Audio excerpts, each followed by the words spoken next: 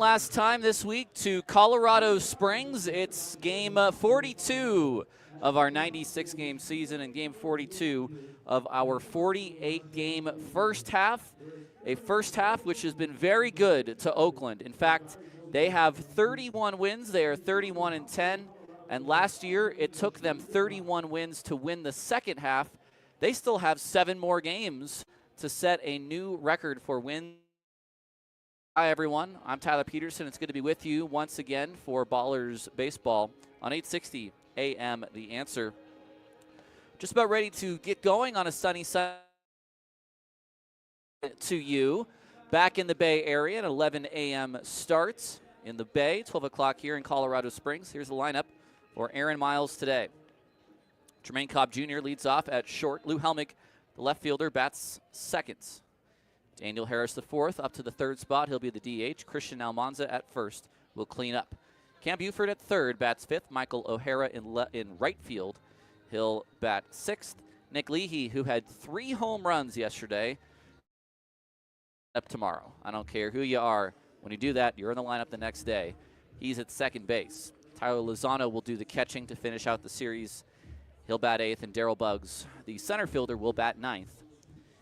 They'll face off against Trey Morrell. It's a bullpen day for the Rocky Mountain Vibes. The right-hander Morrell, who once was a starter for the Grand Junction Rockies in 2023. That year went 4-10 in 22 games, 15 starts. Did strike out 100 in only 86 innings, but also walked 78. So he does have strikeout stuff. He's been a back-end guy for Rocky Mountain for a couple of years. The right-hander is 2-1 in 17 appearances with a 5.94 ERA.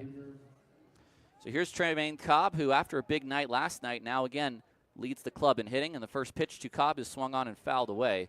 It's strike one at 12:03. Very few Colorado Springs. Vibes in pink uniforms today, Ballers in green. The next pitch is off the leg of Morrell. It caroms over toward an empty spot on the right side. It's a leadoff single for Tremaine Cobb.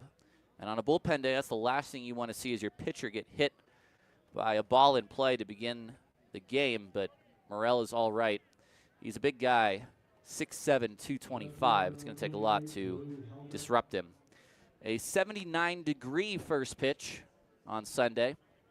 The Ballers in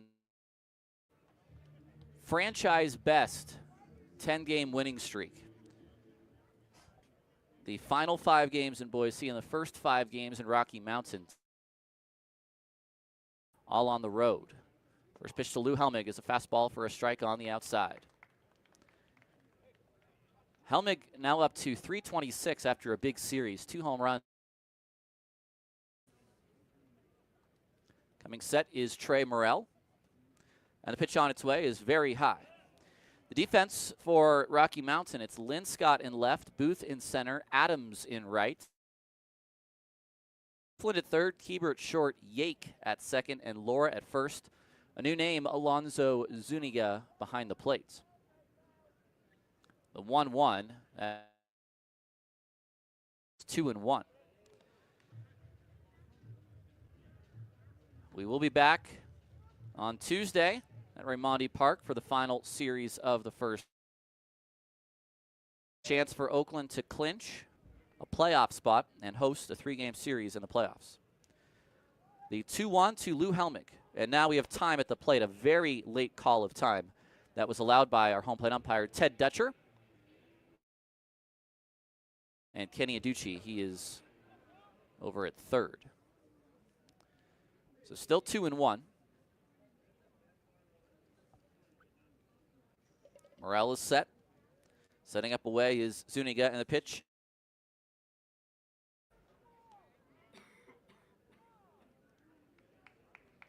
Morrell is a hard thrower. That last one at 93. No score in our ball game. Leadoff man on at first. A 3-1 count to Lou Helmick. Kicking the pitch. Helmick takes a strike at the bottom of the zone. Helmick was 3 steps on his way down to first base.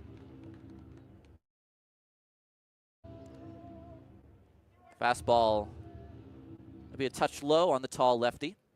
The count will go full. Let's see whether Cobb goes from first. And Helmick grounds one toward the first baseman, Laura. He'll spin, throw to second for one. The return throw is not going to be in time. It's a fielder's choice. That goes 3-6 on the putout. One away, that'll bring up Harris. For Daniel Harris. He waited until his 6th plate appearance last night to double in the 9th. Was on base 4 times, was 1 for 3, scored 3 runs. First pitch to Harris is a ground ball toward third. Tofflin will go around the horn. Out at second, the throw to first is in time. It's a 5-4-3 double play, and the inning is over. We head to the bottom of the first. No score on 860.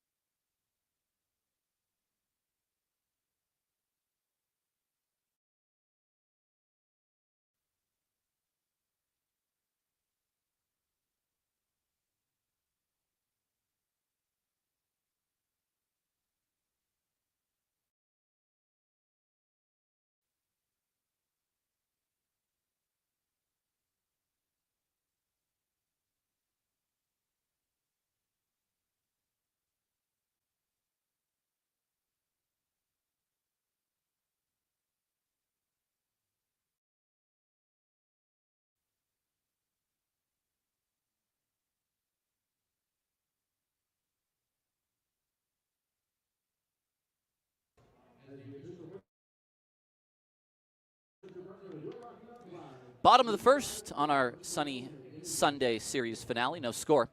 The lineup for the Rocky Mountain Vibes coming in at 21 and 19 is as follows.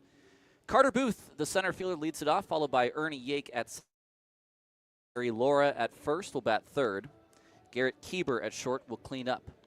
Dane Tofflin at third bats fifth. Sam Linscott, the left fielder, hits sixth. And a bottom three of Alex Adams and right. Otto Jones at Zuniga, the catcher, making his Rocky Mountain debut. On the mound for the Ballers, it's the right-hander Gabe Tanner. Tanner making his 4th appearance of the year. This will be his 2nd in a spot start in Boise. That was a game Oakland won 15-6. Really nice spot start for Tanner, who threw 5 innings of 4 runs, 3 earned, that is. 6 hits allowed. He walked, I'm not sure how many because it doesn't say, but he did strike out 3. The first pitch to Booth is a line drive into the glove of Cobb. 1 pitch, 1 out. To the box score here, that day he walked 2 and struck out 3. 80 pitches for Tanner through 5 innings. So looking for another start just like that. Here is Yake, who has played in 1 game in this franchise player. He took a 1 for 4 the previous night. First pitch fastball is outside and low. You got the fastball from Tanner, then you've got the good slider. The play is swung on, hit down the left field line pretty deep. Helmick is over, still running, it's over his head. It's going to one-hop the wall, and into second goes Ernie Yake.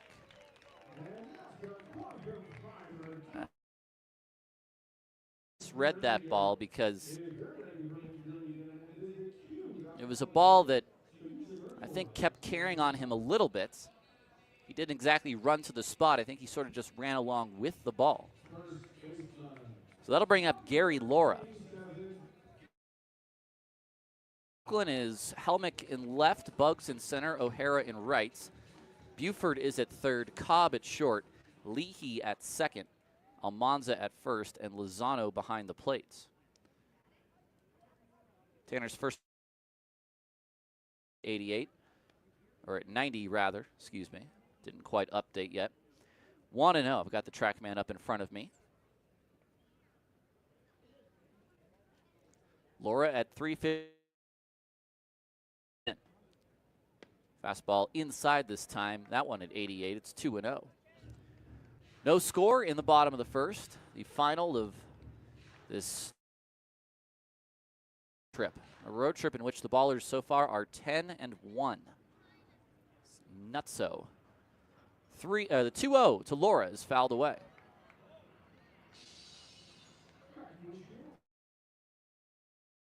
I hope you're having breakfast with the Ballers today. If you are back in the Bay Area, love to know what you're having for breakfast. And if you're one of those people who skips breakfast, that's not good for you. You got to have your breakfast. Slider, that is Laura. It's 2-2. He wants to challenge. This is a close one. It's a confirmed strike. So it's 2-2. Runner at second, one away.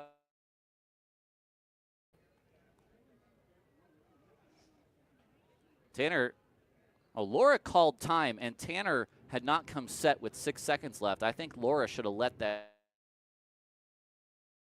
and forced Tanner to step off.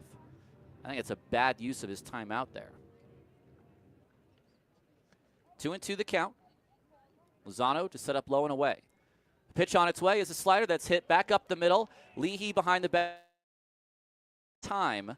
It's a 4-3 ground out that sends Yake to third.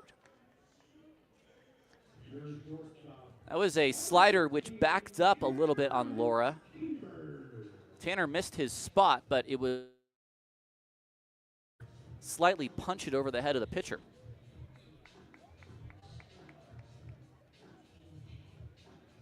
Two outs, a runner at third for Garrett Kieber.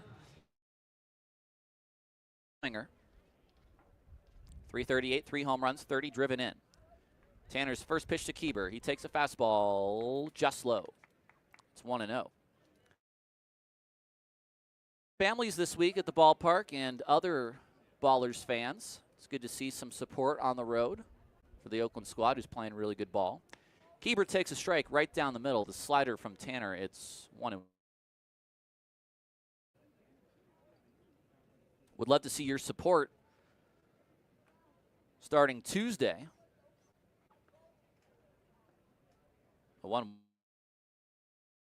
It's 1-2. Summer Short is eating spicy noodles with fried eggs and green onions. That's not breakfast. Spicy noodles with fried eggs and green.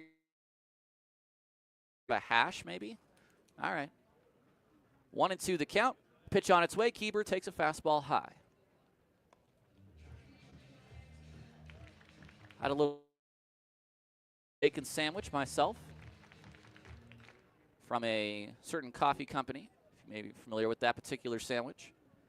2-2 on its way is a slider. Is strike three call. Kieber looks at a breaking ball that front doors him there. No runs on a hit, no errors. A man left on base after one. Scoreless on 860 AM The Answer.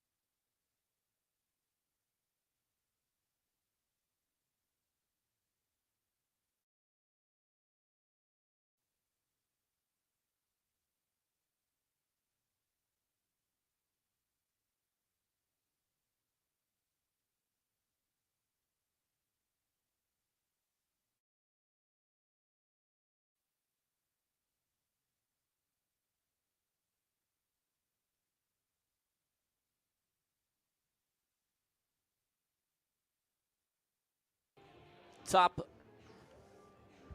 of the second inning, excuse me there. No score in our ball game. I'm Tyler Peterson. Thank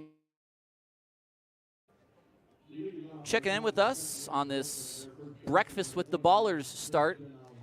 Almanza, Buford, and O'Hara, the batters to face Trey Morrell. Now we're getting some good answers. Justin Collins, the Ballers breakfast. That's where it's at. First pitch to Almanza is a ground ball toward Laura. He backhands, flips to the pitcher Morrell covering. It's a 3-1 putout, one away. Our very talented social media and digital marketing manager, Isabella Haberman, eating protein. Now that is a good start to your morning. If you do have some good eats, let me know in the YouTube chat. Here's Cam Buford.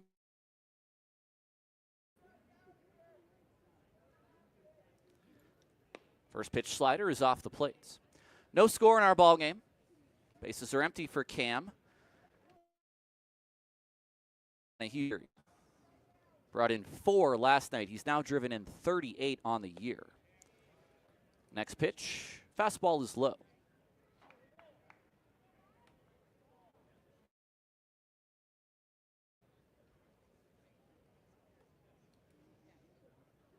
The 2-0 on its way to Buford is a fastball off the plate. Morrell took a little walk off the mound. He thinks here. 3-0.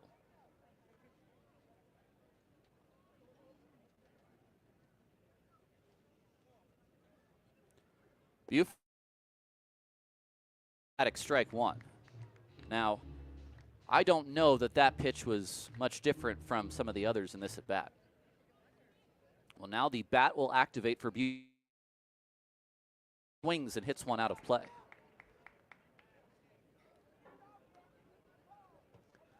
Again, join us for some great promotions next week, and I think the biggest promotion of have a chance to clinch the playoffs, and you want to be there.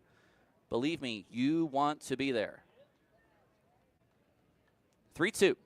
Buford looks at strike 3 called on the outside. Slider from Morrell. Tuesday, in addition to being a $2 Tuesday, we'll celebrate the 1975 Golden State Warriors championship. We'll have our Kids Day on Wednesday, 7-9. That'll be the raffle for a couple of kids' bikes. Here's Michael O'Hara. Good to see his first start back 2 nights ago.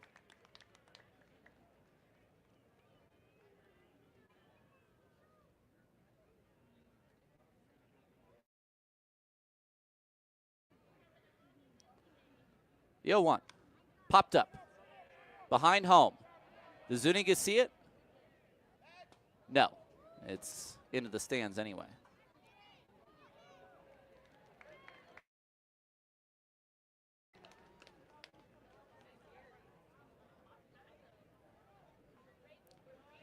On Thursday, we'll have Italian Heritage Night. Friday, Star Wars Night. Saturday, 7 party starting at 2 o'clock as O'Hara takes a pitch off the plate, 1-2. And then Sunday will be Zoo Day. So make sure you make it.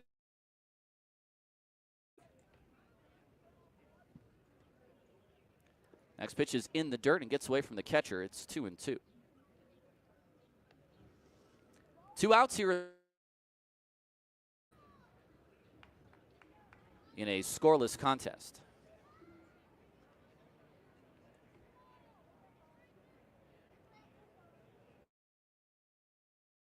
Looks at strike 3 called on the inside, and the inning is over.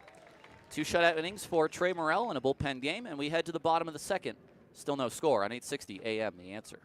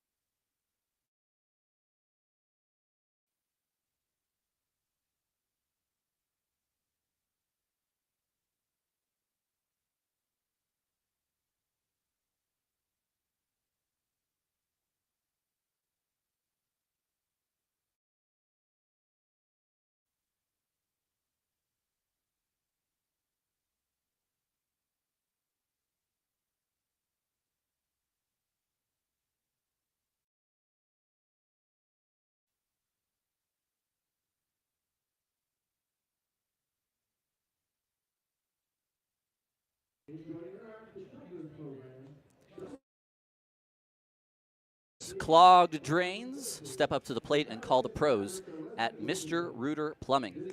We're the home team when it comes to reliable service, family owned, locally trusted, and proudly serve San Francisco and the Peninsula. With honest, dependable service, Mr. Rooter Plumbing is always ready in the bullpen. Don't let plumbing problems throw you a curveball. Mr. Rooter Plumbing is here. Us.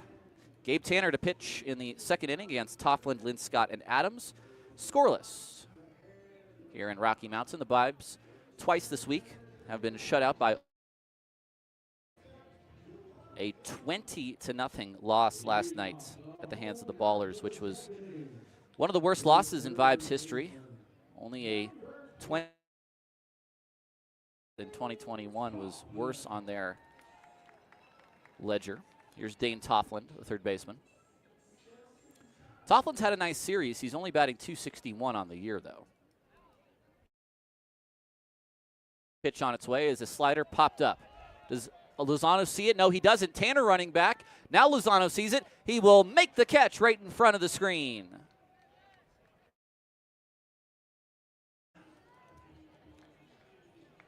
I wonder if both teams have agreed to just swing at the first pitch in each at bat, because right now things are going rather quickly.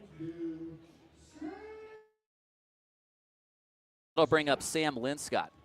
Now, Linscott was batting .410 entering the series. He's down to .388. He had a big first game of the series, but has gone rather quiet since. The night before was 0 for 4. Takes a slider down low. 0 for 4 the previous night. In fact, he's 0 for his last 17. Pitches inside, 2-0.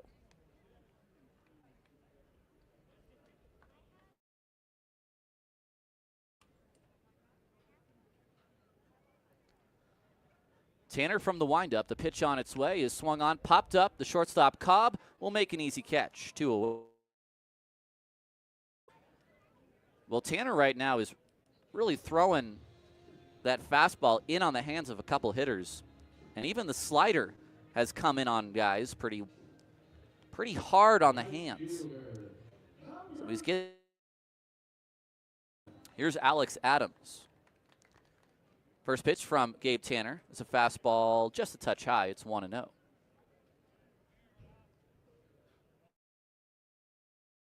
It's his first start in the outfield of the series. He's in right.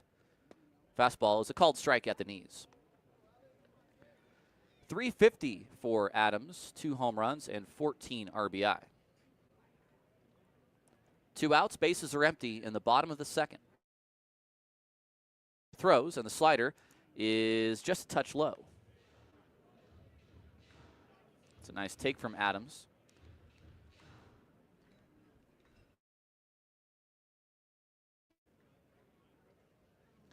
With 3 seconds left, Tanner begins the windup, and the pitch to Adams is swung on and fouled back, 2-2. Well, Tanner's not throwing much harder than 90 right now, but with where zone, it's tough to try to square up. The 2-2 on its way. Adams swings and fouls it back.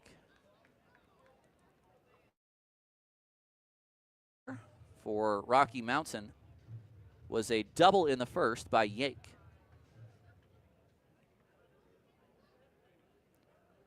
Tanner.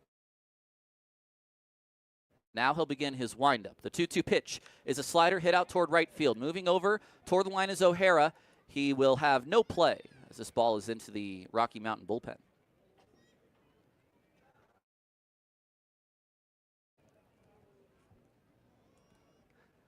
I think they just played a Wii Sports sound. Did they just play Wii Baseball? Was that sound they used? That would have been really funny. The 2-2 on its way is a slider high.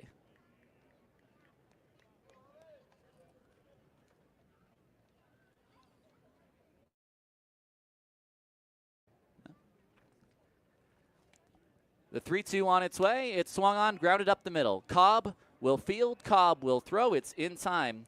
for the final out of the second. We head to the third. Scoreless. The AM, the answer.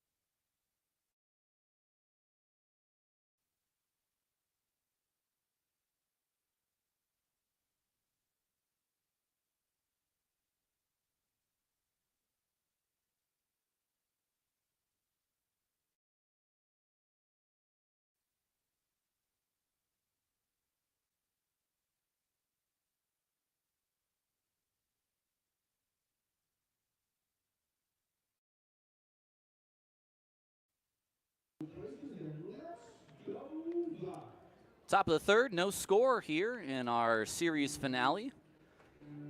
Oakland picked up its first ever sweep earlier this year in 3 games again.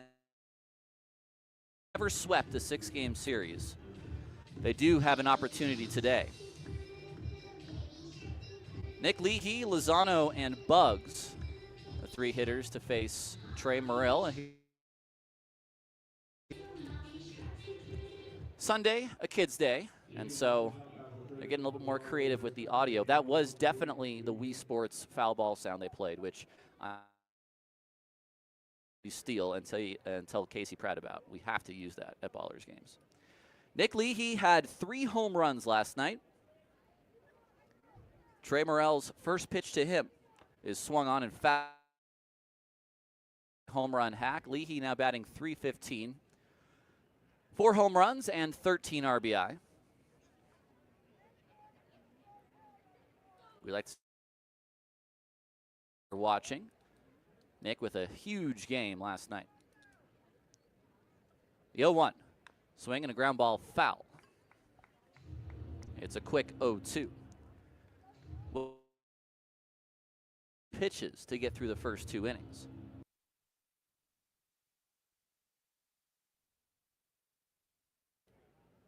And Tanner, not much more. He looks at a breaking ball inside. It's 1-2.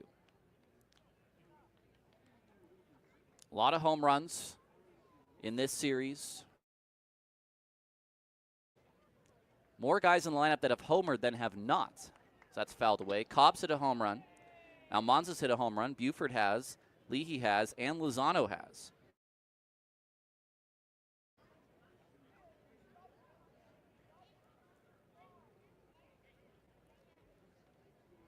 Morrill comes set. Catch. It's a fastball on the outside corner. Strike 3 called. Leahy wants to challenge. And that is awfully close.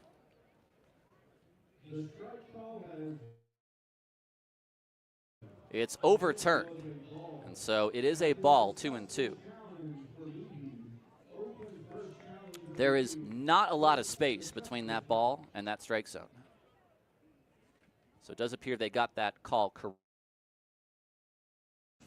The track man I have in front of me. 2-2. Leahy takes the breaking ball inside. So the count will now.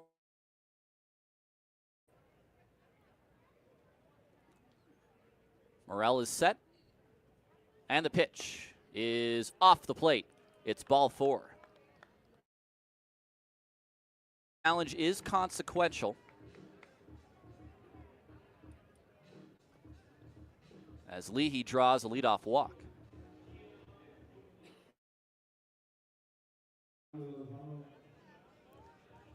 Here's Tyler Lozano. Now Tatum is swinging a hot bat, but Oakland's other catcher, Tilo, very much form at 3:09. First pitch is swung on and fouled back. He only has 81 at-bats on the year. At-bats give him the .309 average. 3 home runs and 10 driven in.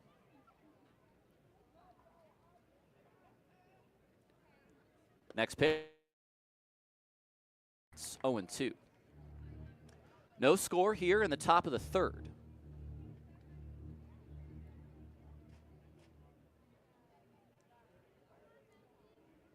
Morel, with 6 seconds left, still has not come set. Now he does. 3 seconds. Fires, and it swung on and fouled at the plate. Just got a piece of it.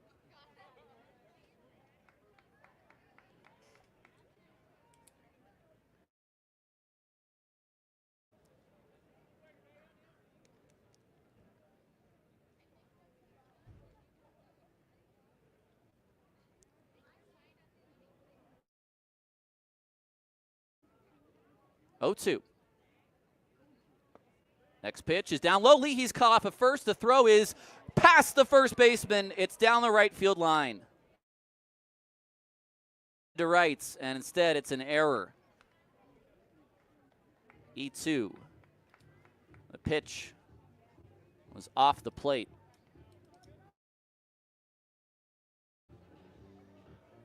I don't know where Nick was going, but all Zuniga had to do was hit the glove of Laura, and he was out.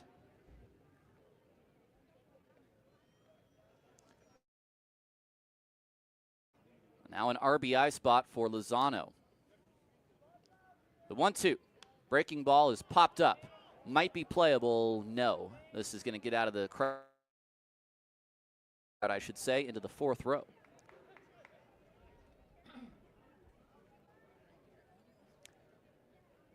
Ben Verhoek is with us, our podcast editor and Clipper. Appreciate the kind words, Ben. Thanks for checking in. 1-2. Lozano takes in the dirt. And the scoreboard says 2-2. I do believe it is 3-2, but I'd have to double check.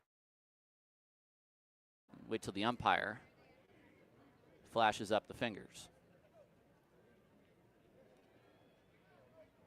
Well, he never does. I know it's too. Morel is set. He waits, and now he'll step off. Leahy at second. In a scoreless ball game. Morel to the plate, and it's off the plate, and now it's a full count.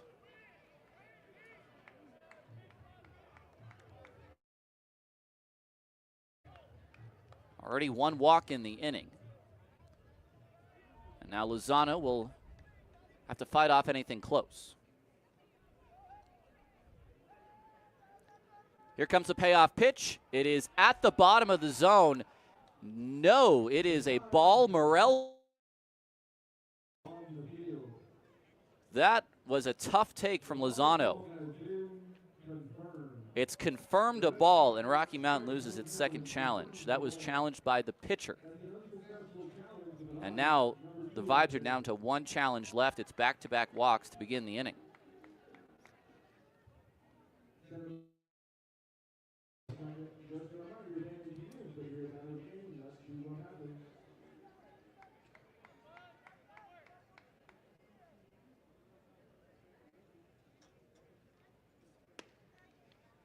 First pitch to Bugs is a called strike.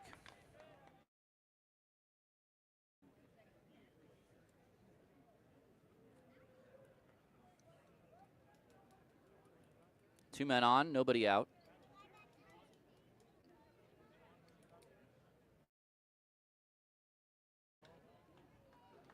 One and one. Bugsy yesterday took a 1 for 6. Batting .252, no home runs, 10 RBI. About small ball tactics. No bunt in play here as of now.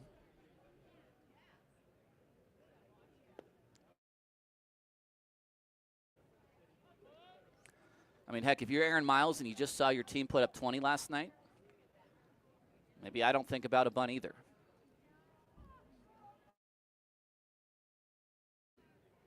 Here comes a 2-1. Bugs takes down low. It's 3-1. And now, after watching 2 straight walks to begin the inning, I don't think Darrell Bugs swings at this next. Ballers trying to get on the board. We're scoreless in the top of the third. Nobody out with 2 men on. And Morel throws. It's way outside. It's ball 4. 3 walks. The top of the order in Cobb. That's going to bring out Bobby Chenard, the pitching coach. Morel is at 40 pitches. He has seen a number that high. If I look at all of his recent outings, they're all 1 inning except for the outing on the 3rd of July, which was against Oakland. He threw an inning and a third. Uncharted territory for him in his career, but this year, nothing very long at all. In fact, of the 17 appearances he's had, he's only thrown 16 2/3 innings in that time. Only being used in limited innings.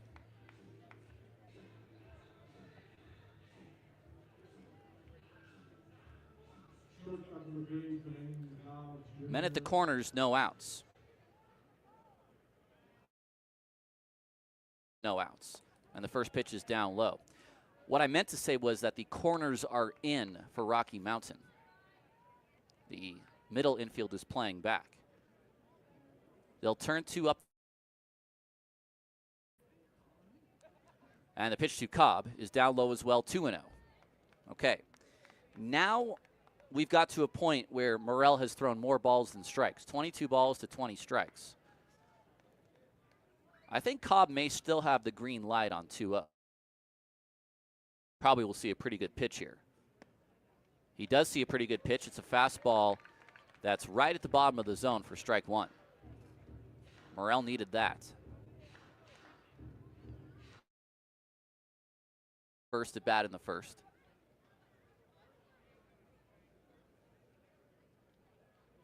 Morel will step off. That'll reset the clock. Yeah, at second is Lozano. At first is Bugs. 2-1 is in the dirt. Now it's 3-1. Well, as quickly as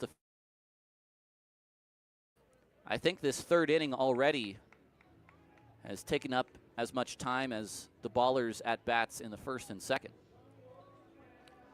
Morel is a pitch away from throwing a 4th straight walk. A 3-1 to Cobb. The pitch is a strike on the outside. Cobb is not happy about that. He is not going to challenge because I think he wants to hit. It was a generous call. Full count. And Cobb will step out. Zuniga is actually going to have a chat with Trey. If I was Nevada Cullen, who really likes to get into the details of the TrackMan, I would say something more along the lines of, that was a missed call, was a generous call.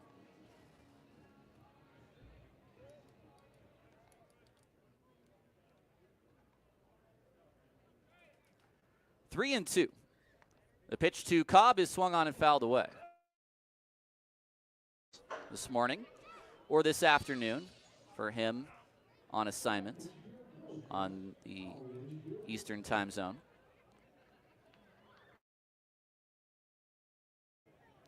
3-2. Pitch on its way. Cobb swings and fouls it away.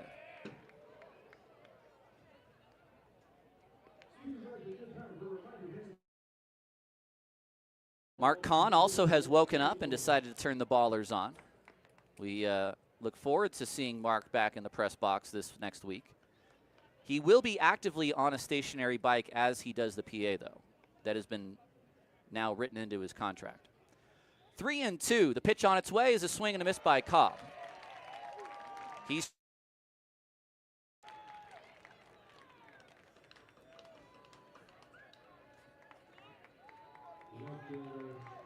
That'll bring up Helmick with the bases loaded.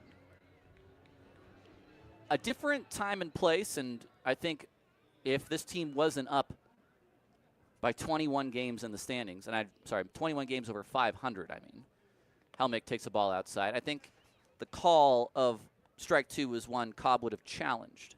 But the way this series has gone, I think he wanted to hit. One is in the dirt, blocked by Zuniga. It's 2-0.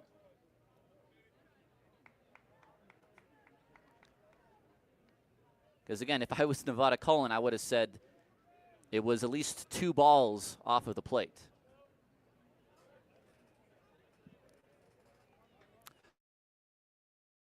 Top of the third.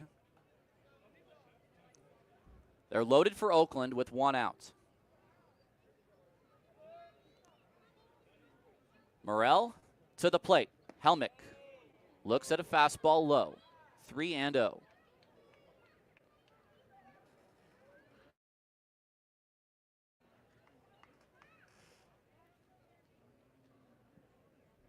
Let's see if Helmick wants to swing here. He does not.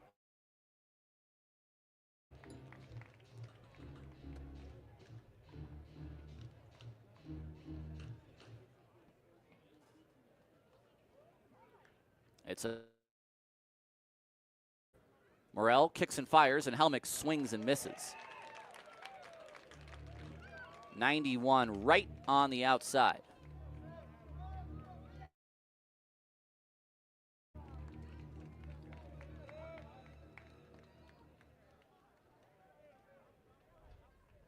Three and two the count. The pitch. Helmick takes ball 4. At 90 miles an hour, and that's an RBI walk. Scoring is Leahy, Lozano to third, Bugs to second, and another RBI for Helmick in this series. Here comes Les Lancaster. That's enough for Morel, who was close to walking 5 in the inning. He walks 4. Oakland, a new pitcher coming in on this bullpen day for the Rocky Mountain Vibes. We'll take a break and come back in the third.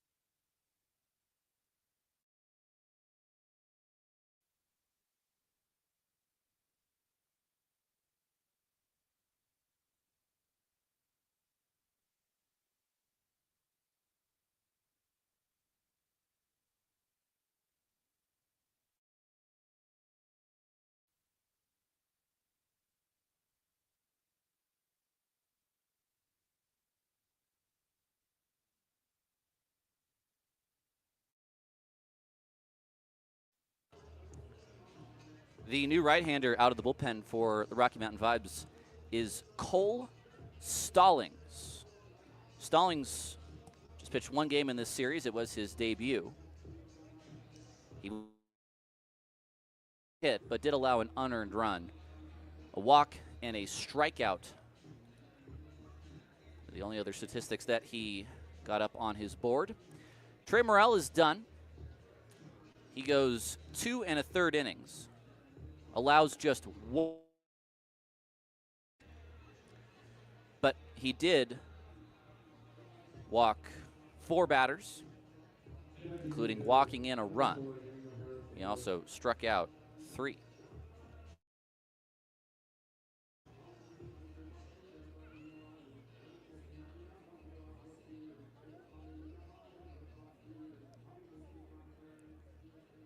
So Danny with the bases loaded and 1 out.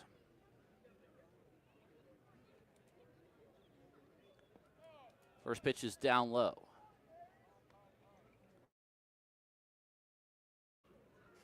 1-0 Oakland after the RBI walk by Helmick. The right-hander Stallings throws to the plate, and it's popped up. Will snag it. The infield fly rule called anyway.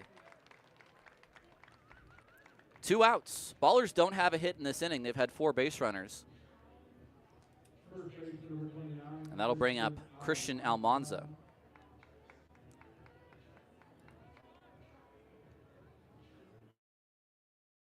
Almanza grounded to the first baseman in his first at bat. First pitch from Stallings. Fastball high and away. It's Lozano at third, Bugs at second, and Helmick at first. So if Almanza can punch one through, it'll score 2 with the speed of Bugs. Stallings is set. Now the kick and the pitch. Almanza swings through an off-speed pitch. It's 1-1. 12 home runs leads the team. 50 RBI leads the team as well for Almanza.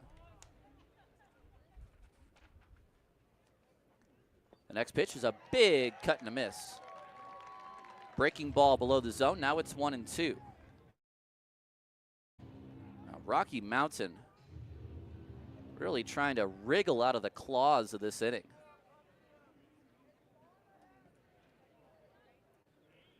The 1-2 on its way to Almanza is swung on and fouled at the plate. Just got a piece of it.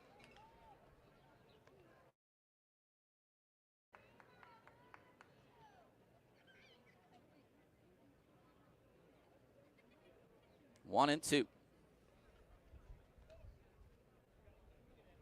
Stallings is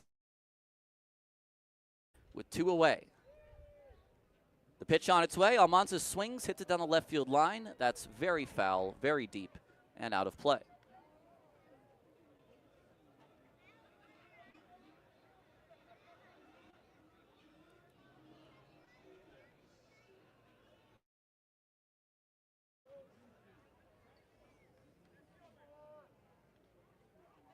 One, 2 on its way.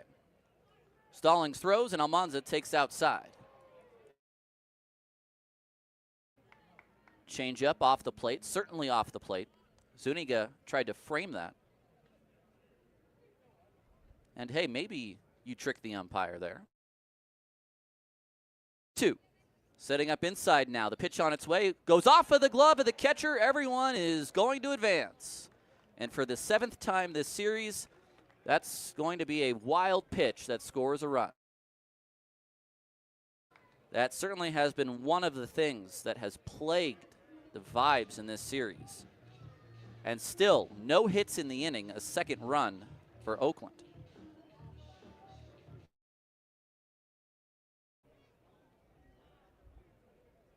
(3-2) to Almanza. The pitch. Swing and a ball out to left field. The left fielder, Linscott, stops. He's there in front of the track, and he makes the catch for the final out. Well, Oakland does score 2, probably not the way they wanted to, but it's 2 runs on no hit and 2 men left on base. Take a break and come back for the bottom of the 3rd. Oakland Ballers Baseball on 860 AM The Answer. They lead 2-0.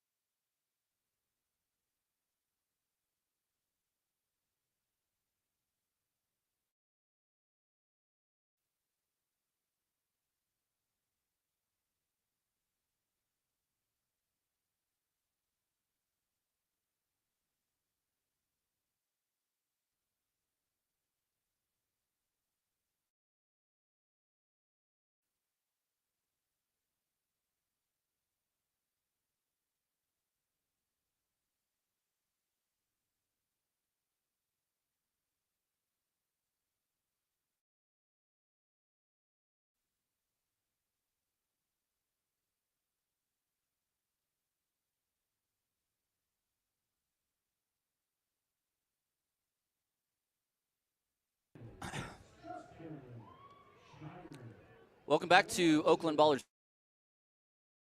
It's 2-0 Oakland here in the bottom of the third. I'm Tyler Peterson. It's been lots of fun with you this week on the road for the first time.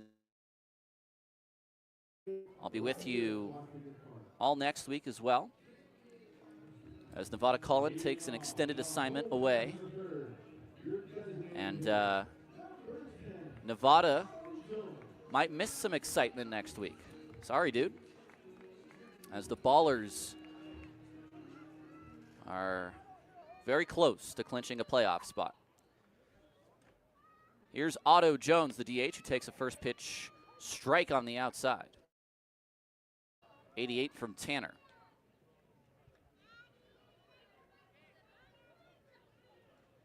The 0-1.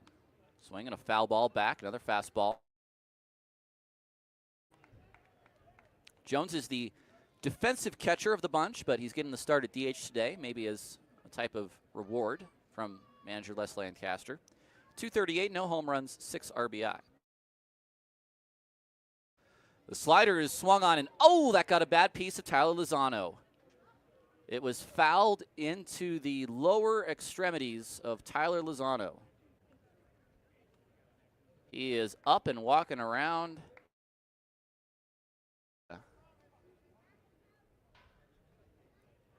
I can definitely say that half of the population right now is empathizing with that man who gets back in his crouch.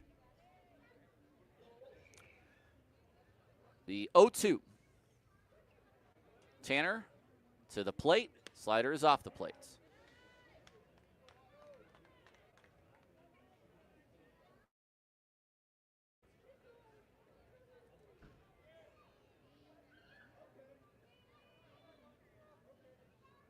A 1-2 on its way. It swung on and fouled away.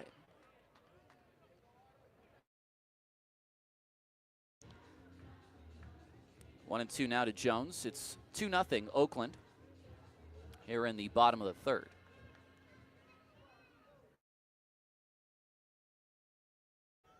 Tanner working from that windup. The next pitch is down low. It goes to 2-2. No Chenard in the lineup tonight. We, of course, take quite a few foul balls off of some check swings last night and then was hit by a pitch. Next fastball is high, 3-2. And so, certainly, Chenard. It's a 3-2 to Jones. And the pitch on its way is low.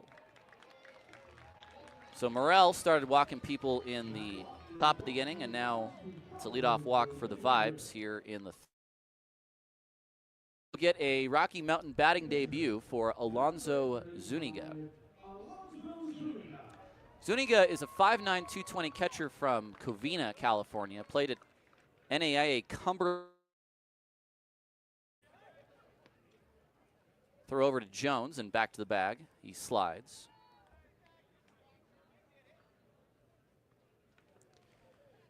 Zuniga last year in limited time had 296. Ground ball, Leahy has it. Cobb for 1, the throw to first. 2, a double play. 4 to 6-3. 2 outs in the inning. 1 pitch, 2 outs for Zuniga's first professional at bat. And that'll bring up the leadoff man, Carter Booth.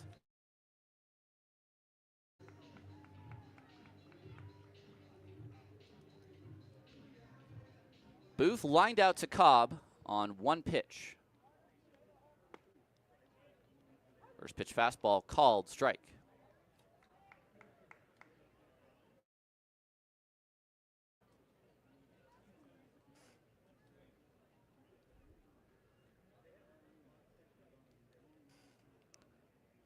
He shows bunt, pops it up. Tanner makes the catch.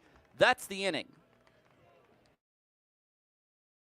3 innings, Gabe Tanner, 35 pitches, 1 over the minimum. Ballers lead 2-0 as we head to the 4th on 860 AM The Answer.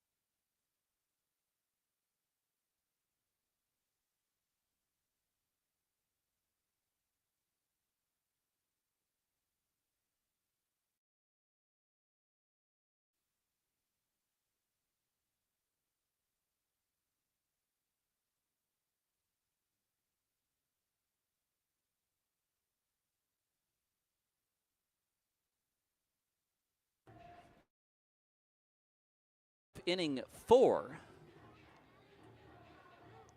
It's a 2-0 lead for the Oakland Ballers as they look to win a row. Buford, O'Hara, and Leahy to face off against the right-hander Cole Stallings.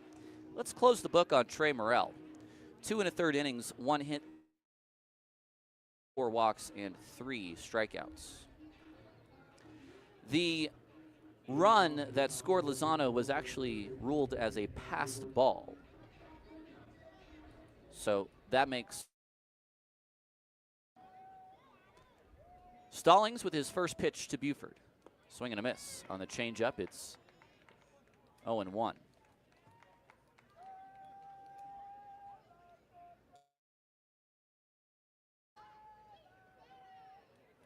The next pitch, Buford swings and misses.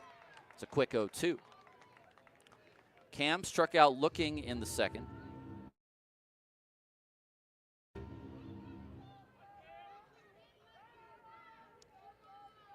The 0-2 pitch. Buford looks at strike 3 called, and now Buford is going to challenge. And he's going to be disappointed.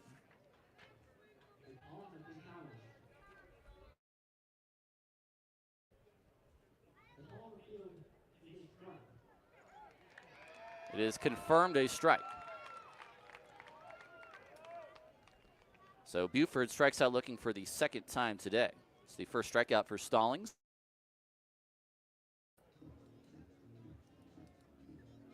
O'Hara also struck out looking in his at-bat in the second inning against Morrell. From left field right now. So it is acting more like the Wind did on the 6-0 shutout. A high deep drive down the right field line. O'Hara is going to have extra bases. It bounces up against the wall. On the first pitch he sees, he coasts into second.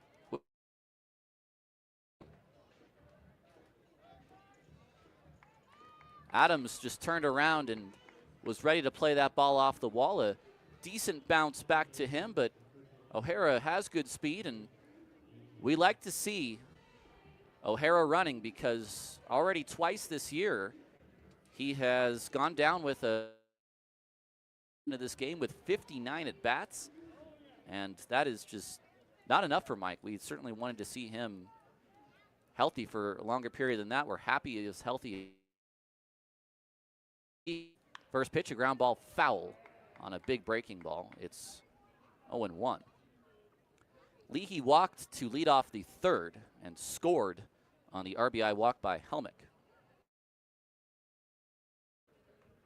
2 runs on 2 hits and no errors for Oakland right now.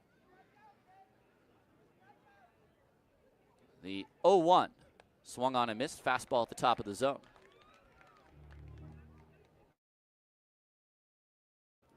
Leahy asks for time.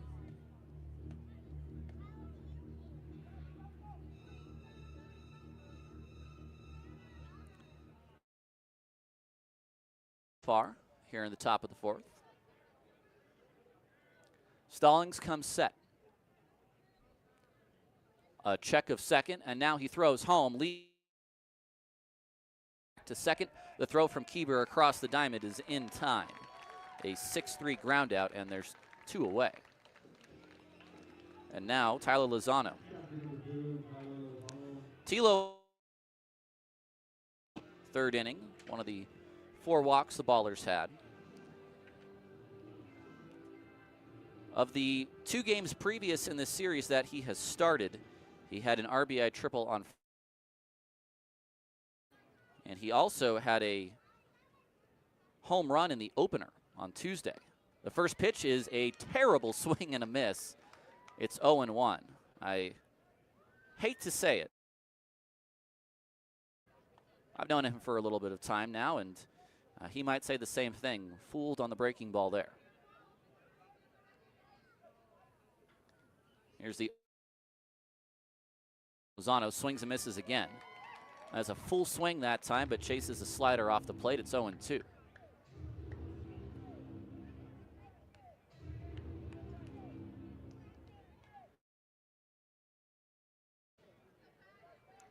Stallings trying to strand the runner at second.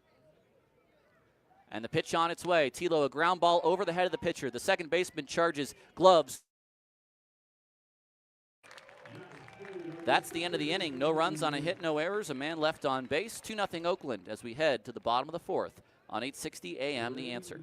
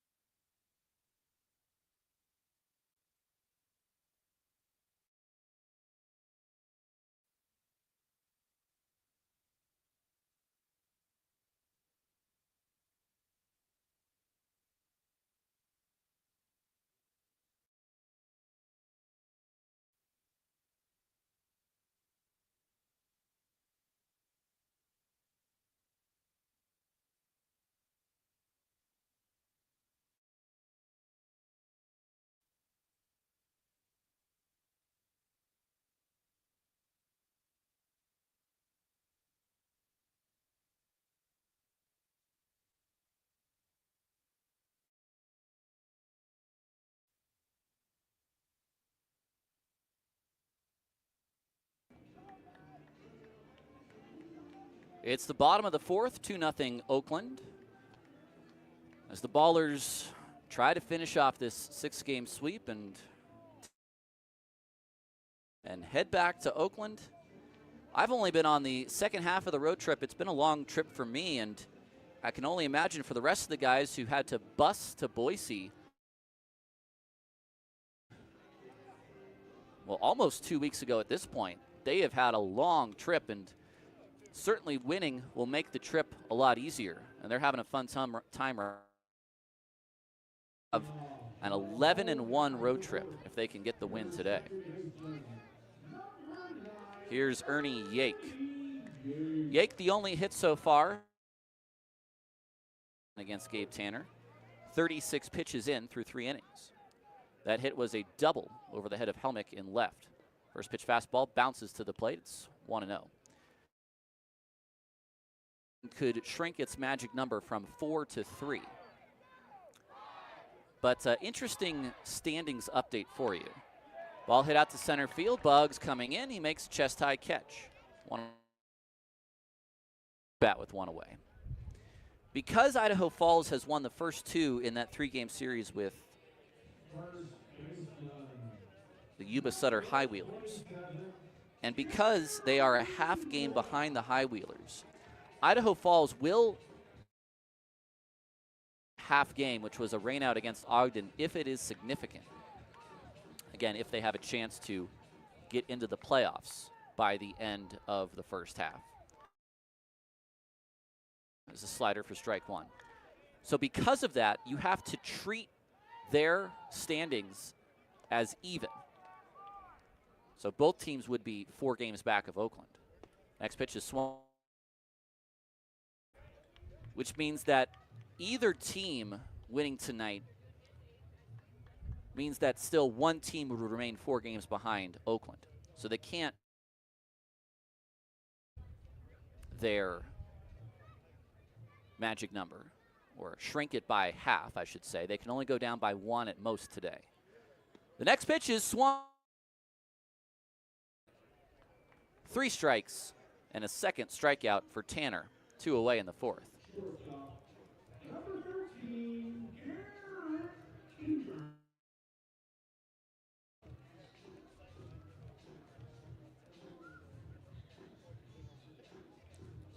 Keeper, the shortstop.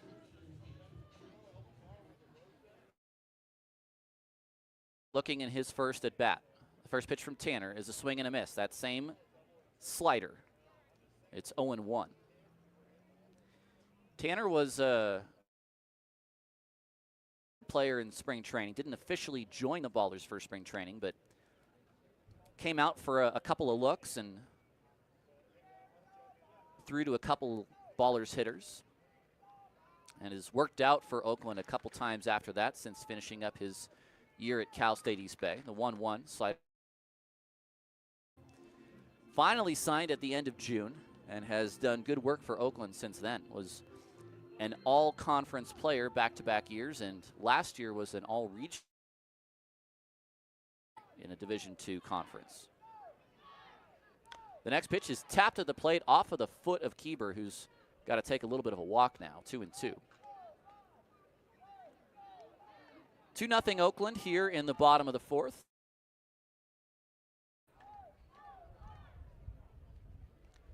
The wind has shifted here just slightly. It's blowing in rapidly from right field toward the third base dugout.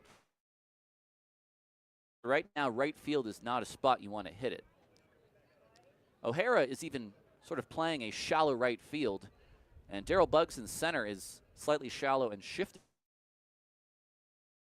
Garrett Keeper is still trying to walk this off, and finally, Les Lancaster is going to come over and talk with Keeper and a medical staff as well. They're looking at the left shin of Keeper.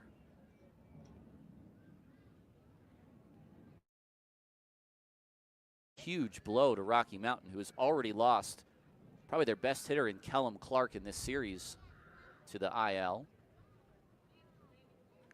Now Keeper is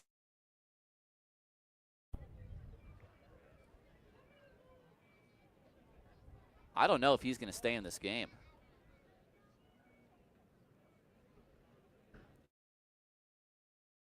Imagine they'll move out Alex Adams to the infield, and he's done. And boy, that must be awfully painful.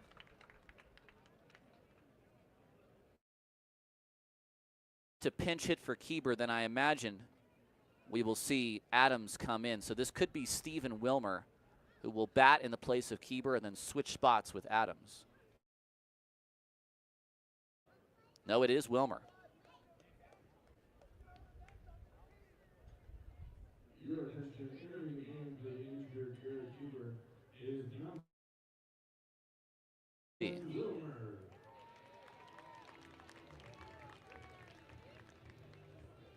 So Wilmer will bat for the left side here with 2 outs.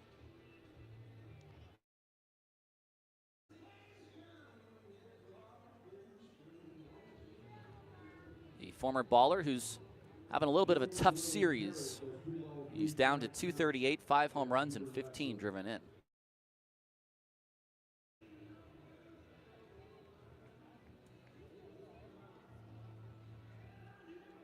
You never know when your number gets called off the bench.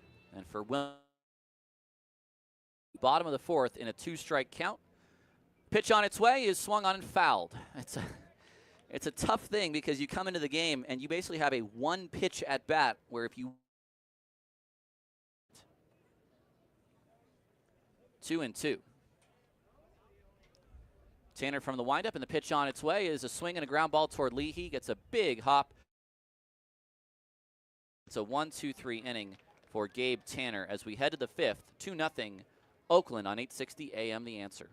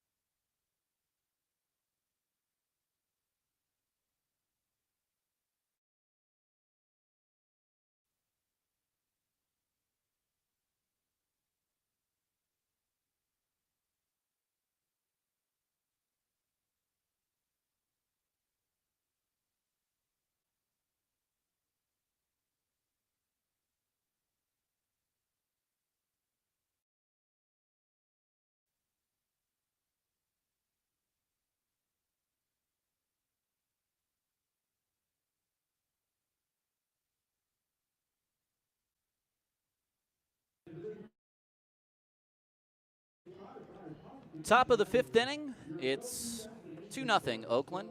Glad to be with you here on 860 AM The Answer. I do want to know, this is our question on the answer segment here in the 5th. We did say it,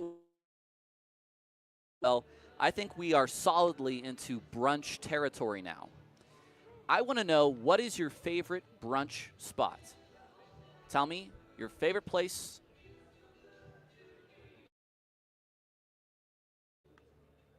Your favorite dish. Maybe you serve brunch on Sundays yourself. Whatever it is, let me know. Where do you like to get your brunch? That's my question for you today. Bugs, Cobb, and Helmick. The first three against Cole Stallings.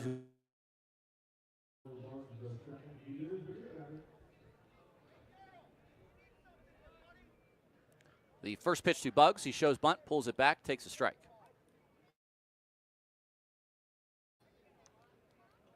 Two hits for Oakland, just one for Rocky Mountain so far.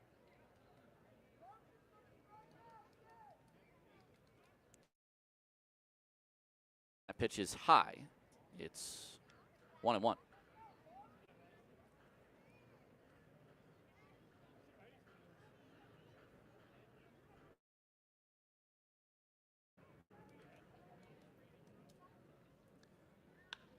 Line drive to the shortstop, one away.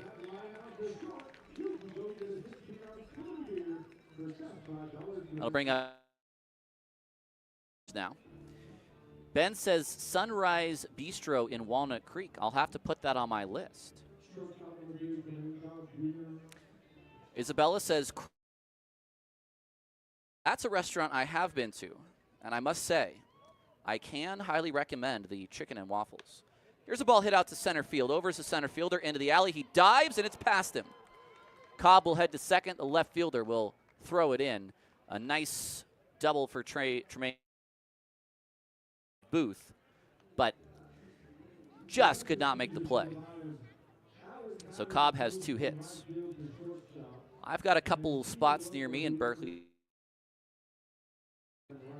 Eggy's Bistro is a nice breakfast and brunch spot on Shattuck. Also on Shattuck is La Note, which serves some French cuisine and some just delicious pastries. One away for Lou Helmick, who takes a fastball high. I think the fanciest brunch that I've ever been to was a Scott's Seafood Brunch for Easter.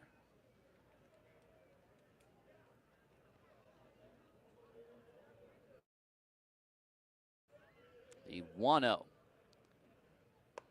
It becomes 2-0 with the fastball high.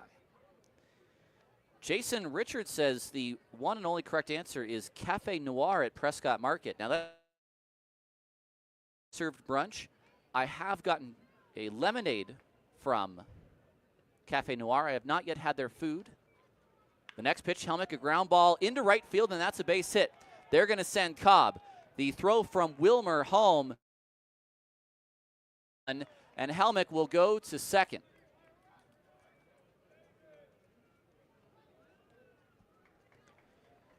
It's an RBI single.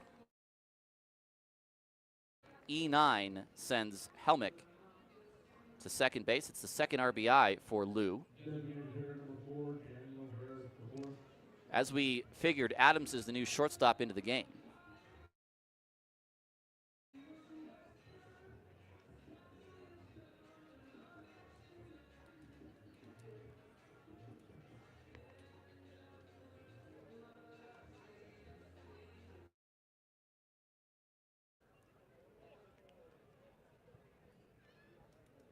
Harris to bat. The first pitch. No, says the umpire at second. So it's 3-0 Oakland after the single to right. They did not give Wilmer an error, which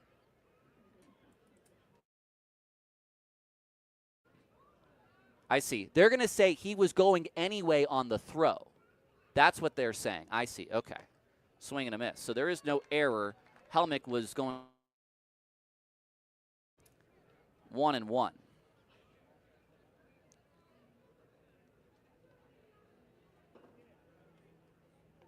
Harris, 0 for 2 today, sitting on a 23-game hitting streak. Sends that. Our question on the answer question. is, what is your favorite brunch spot or brunch food? The Butts say Johnny Pancakes, and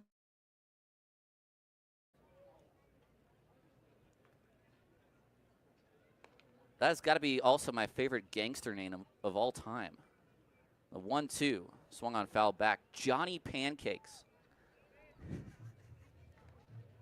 Got Johnny Football. Johnny Pancakes. I'd want to go to Johnny Pancakes. I imagine Illinois is fond of their pancakes. The Midwest can cook up some. Line drive, and that is caught by Yake. Helmick is doubled off. The inning is over. It's an L4 double play. The out goes 4-6. On the Helmick RBI single, it's a run on 2 hits. No errors and no one left on base. We'll continue our brunch discussion on the other side. 3-0 Oakland on 860 AM The Answer.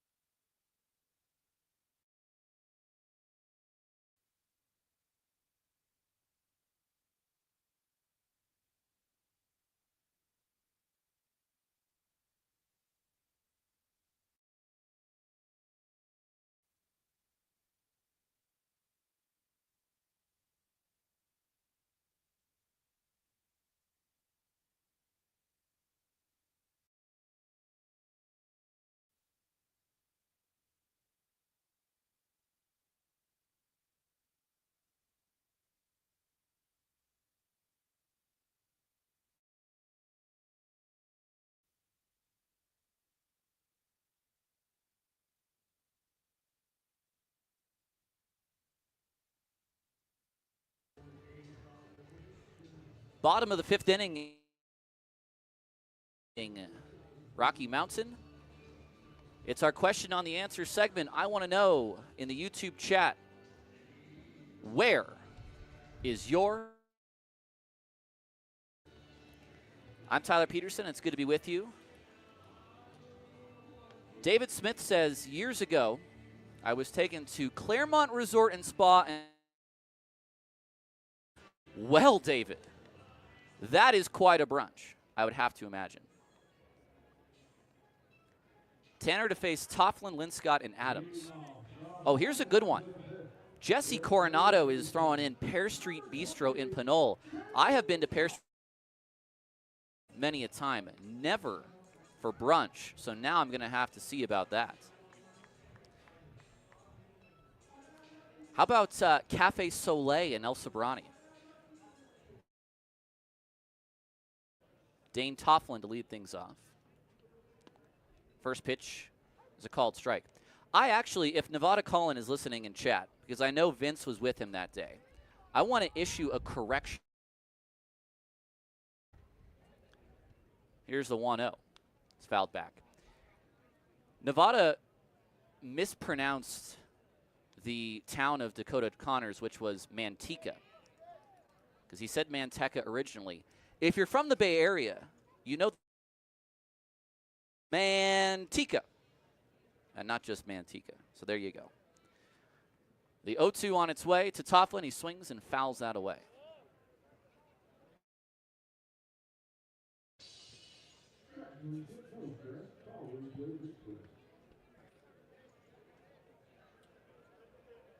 We do apologize if there is any breakup in connection on YouTube. We are using different technology to...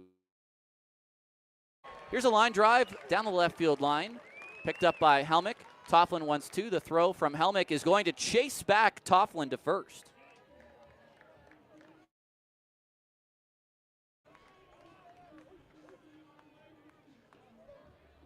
Left fielder, number 22, Sam Linscott, the left fielder, via a hit here in the 5th. It's the first hit since the first inning.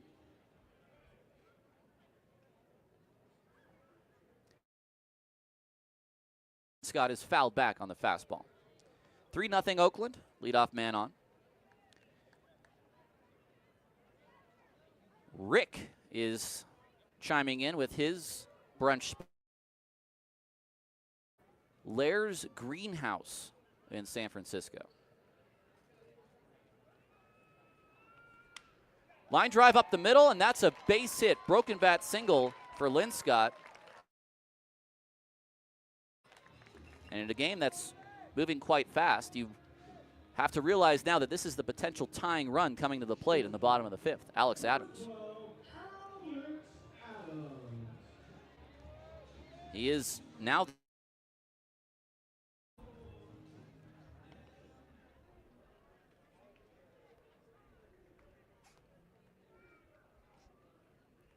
Adams grounded out to short. Fly ball to right field. That chases O'Hara back into his left. This is drifting on O'Hara. He goes into a dive. Does he make the catch? Yes or no? Everybody's on base. All three are on base. No, he does not. Wow, really? Okay, it's a... He had to wait. Boy, I could not see as he got to that corner. He went into a dive, and that ball fell fair.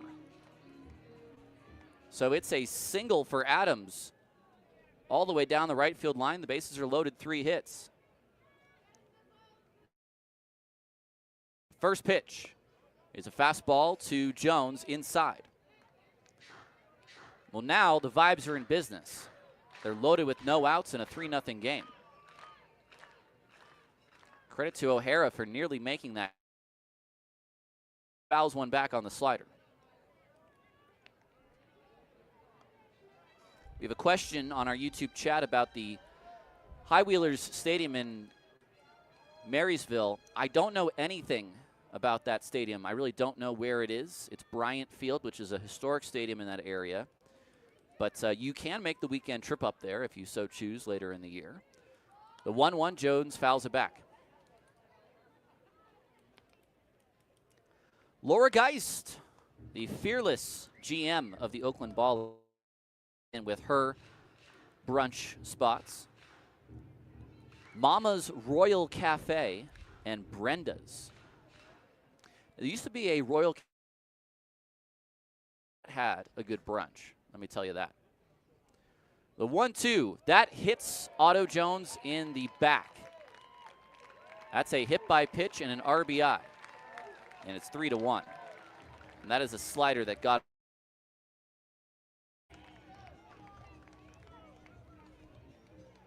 And that'll bring up Alonso Zuniga. That is just a mistake from Tanner.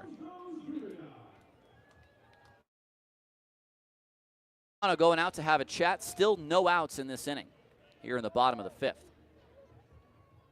Here comes Jim Diedrich to have a chat with Tanner, as now there is some rapid activity in the bullpen.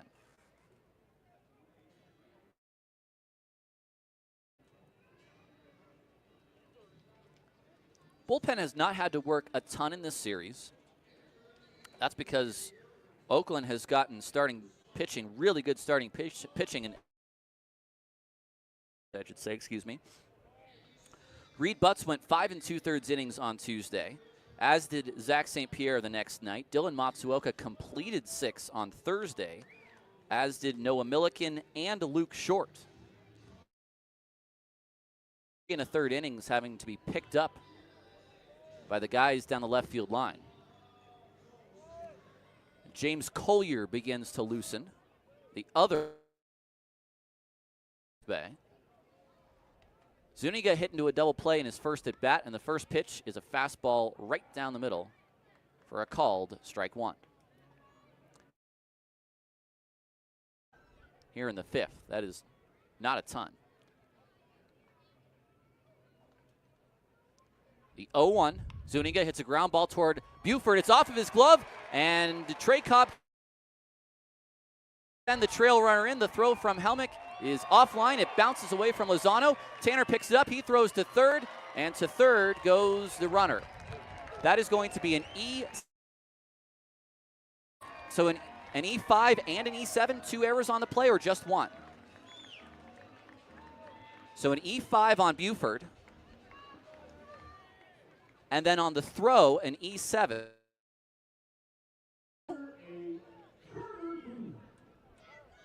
I think the man's going from second to third on error. It's either got to be an E7 or an E2. 7 or 2? 7? Okay. So 2 errors.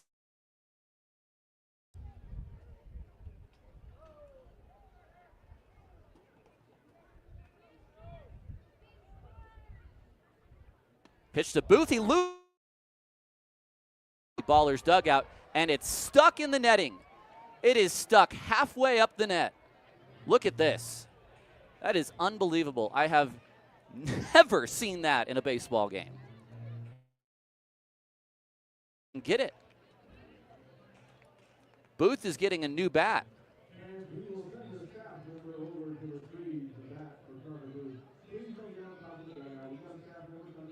He bats, Booth does, with men at the corners. So on the previous play, Linscott and Adams both scored, and Jones goes to third.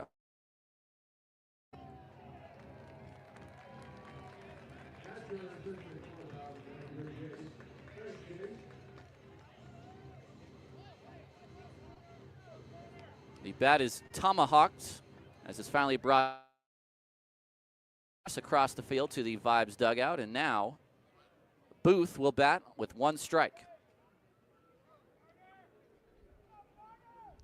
First pitch is. So at the moment, a couple of unearned runs, but that could soon change.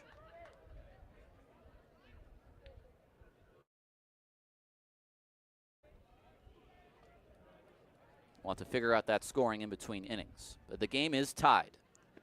Breaking ball is inside to Booth.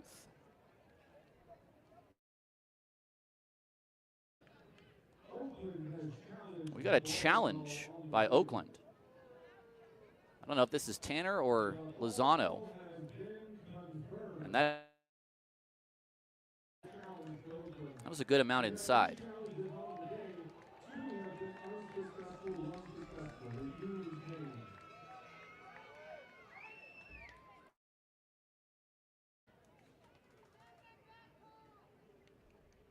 One-two is swung on and missed. Slider way outside. And there's 1 out in the inning.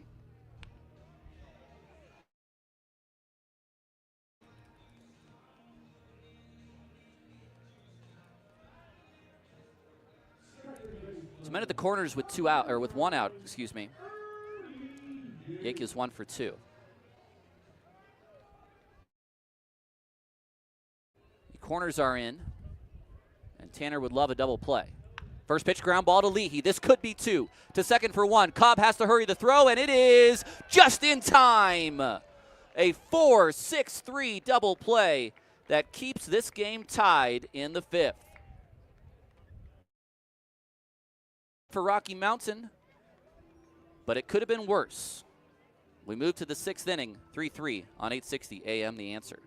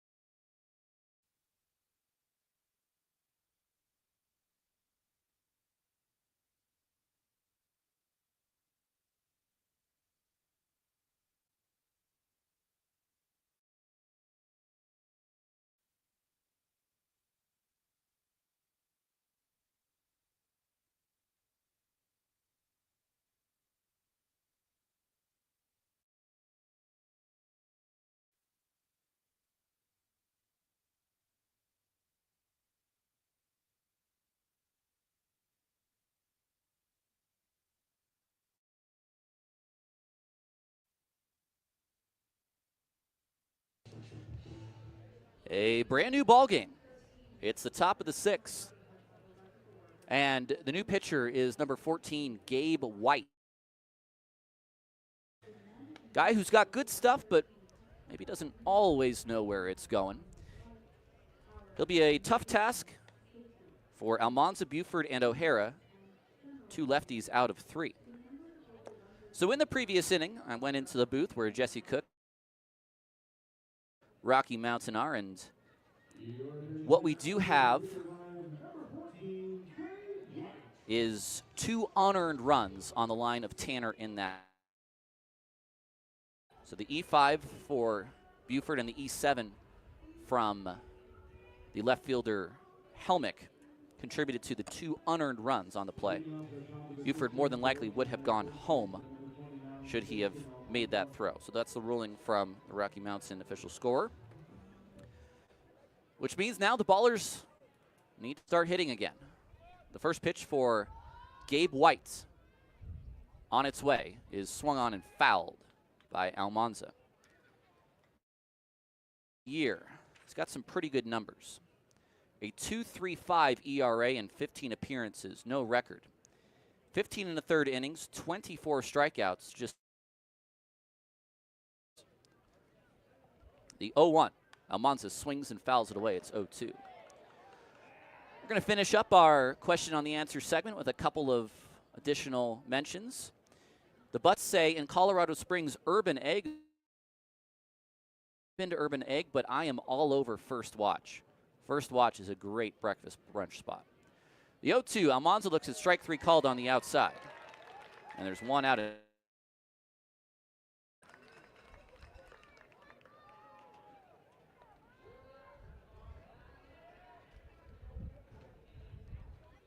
That'll bring up Buford. Buford is.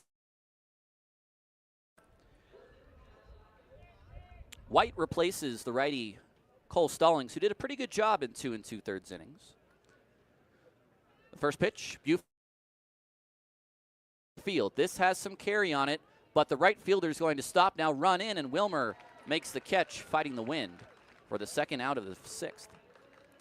Stallings goes 2 2/3 innings, allows 3 hits, a run, which was earned. And now with 2 outs in the 6th, here's Michael O'Hara.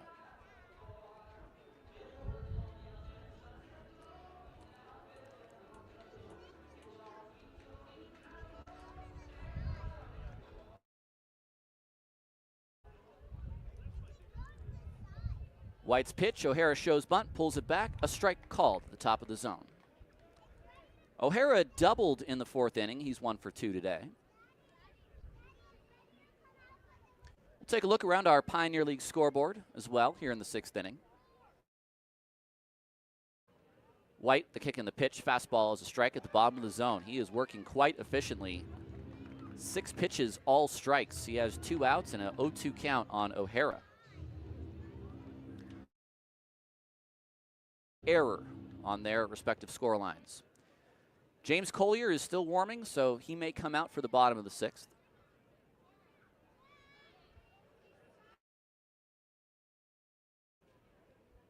Set is White. And the pitch is a fastball just off the plate.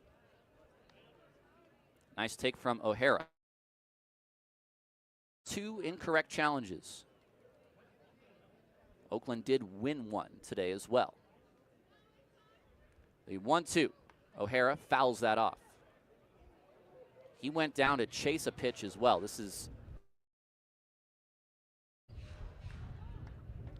We have opposite winds today in the daytime. Instead of blowing toward right, they're blowing in from right. Which is why on that previous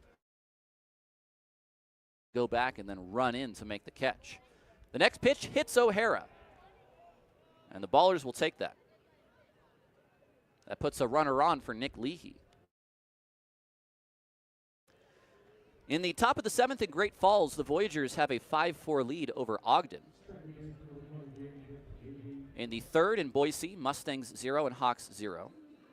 Elsewhere, games just getting started. Top of the 1st in all Falls, Glacier, Missoula, and Sky Sox, Jackalopes.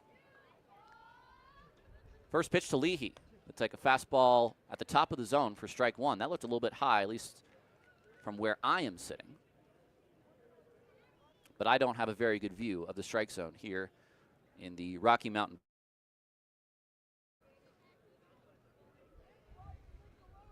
Oh, 1. White to the plate, and Leahy takes a fastball off the plate this time, 1-1.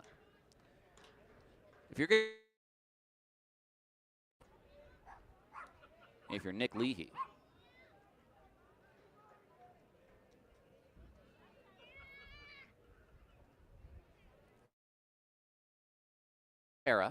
Now he kicks and fires, and Leahy takes a fastball high. All fastballs to the right-handed hitting Nick Leahy.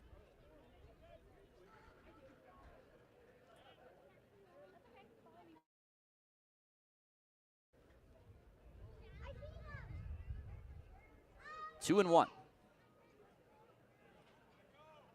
Kicking the pitch, Leahy swings and fouls it back. He was on that fastball, but now 2-2. So all fastballs so far, 88, 88, 89, and 97. Or excuse me. Maybe the breaking ball here, the 2-2, the breaking ball is fouled away.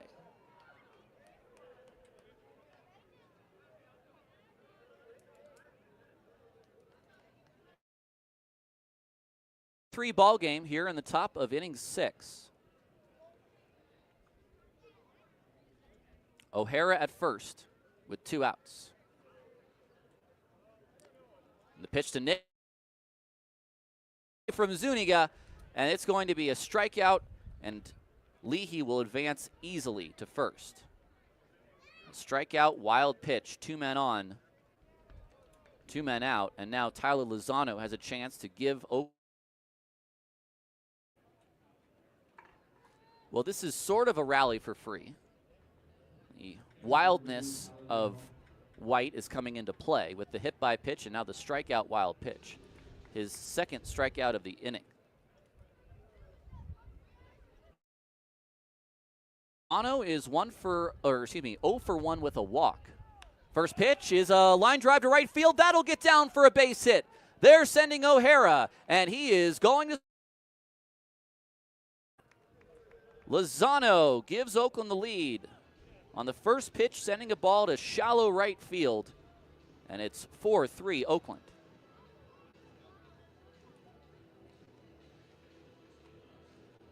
And now Daryl Buggs.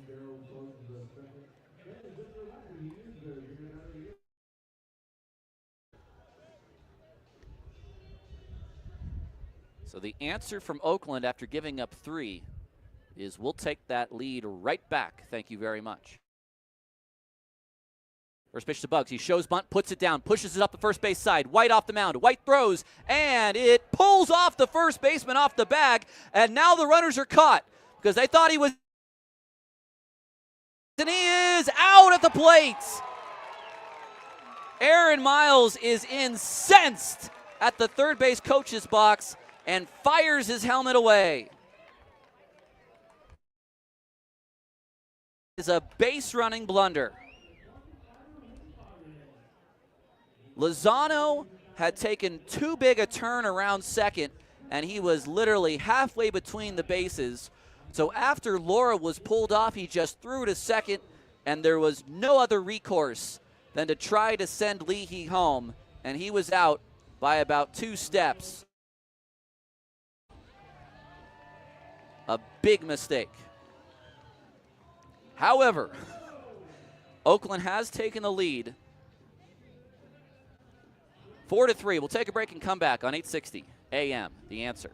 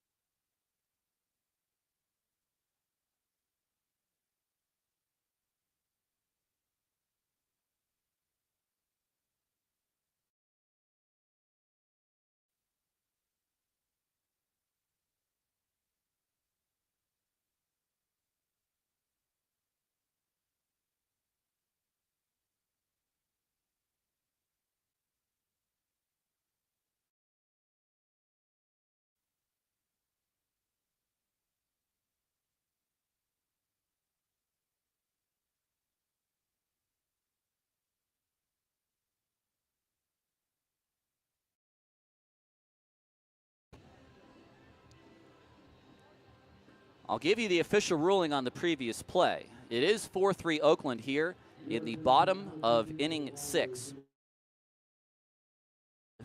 with a single. The out on the base paths goes 1-3-6-5-2 at home plate, where Nick Leahy was thrown out after give Oakland the lead in that inning. Just was way off base in no man's land and forced a pickle. New pitcher for Oakland here in the 6th. It's number 32, James Collier, who has got his ERA down to 4.08 on the year. 2 misses. He'll face Laura, Wilmer, and Toffland. He can rev it up to about 94. Here's the first pitch to Laura.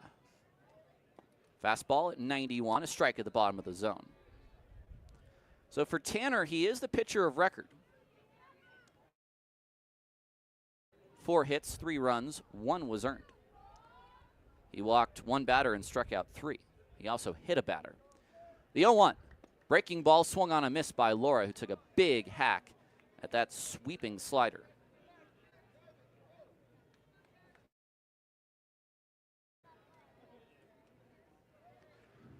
So maybe the Vibes will have to swim the seas here in the final 4 innings. May see Collier, Caleb, Chu. Maybe Connor Sullivan is good too. We'll see. Lambert's pitched, I think, too many days in a row at this point. The 0-2 is a fastball high. Lambert didn't pitch last night, but he did pitch 3 in a row on Wednesday, Thursday, and Friday. The last pitch was 93 above. The 1-2 to Laura. The kick and the pitch. Fastball on the outside, a little bit too outside. 2-2. Excuse me.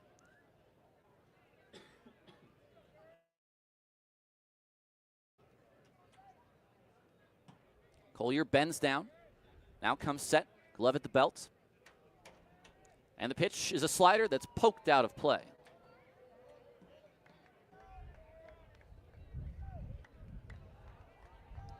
Laura is 0 for 2 today. A walk. Out.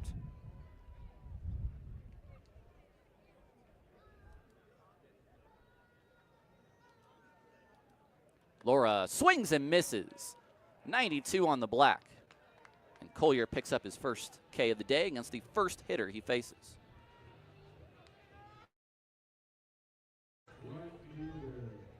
That'll bring up Stephen Wilmer, who has 1 at bat in the game after coming in for the injured Keeber.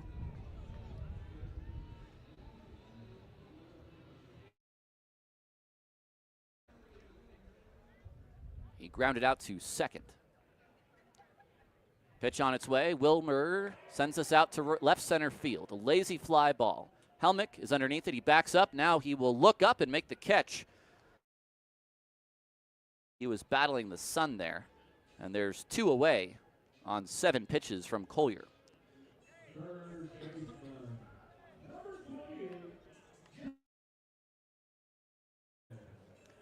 Toffland began the rally in the 5th after he was the first of 3 straight singles.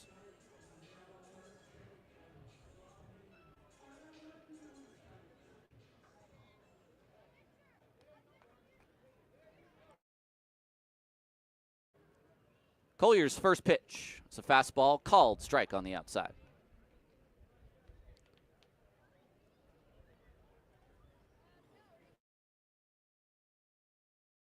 Bases are empty. Outfield playing pretty much straight up against Toffland. A slight shift toward right center for Bugs in center. The next pitch is swung on and fouled back. Another fastball. And it's a quick 0-2. 91 outside, 91 inside. We'll see whether that sets up a maybe even the split-fingered pitch. 0-2 to Toffland.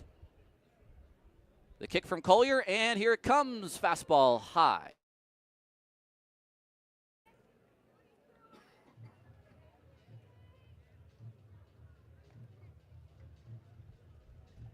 4-3, Oakland leads here in the bottom of the sixth. 2 outs, bases are empty.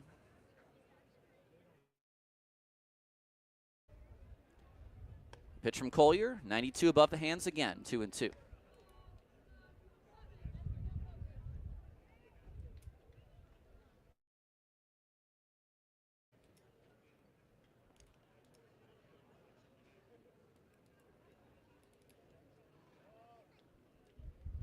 This pitch is over the head of the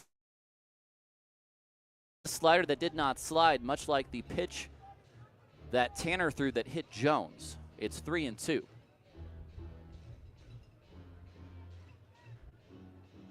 So I think Collier, sometimes when he gets to a point like this, tries to strike out the hitter. He just needs to throw one in the zone here. The 3-2 on its way. It is very high for ball 4, so he loses Toffland. We've seen that once or twice from Collier this year. Not recently, though. He's been on a really nice streak.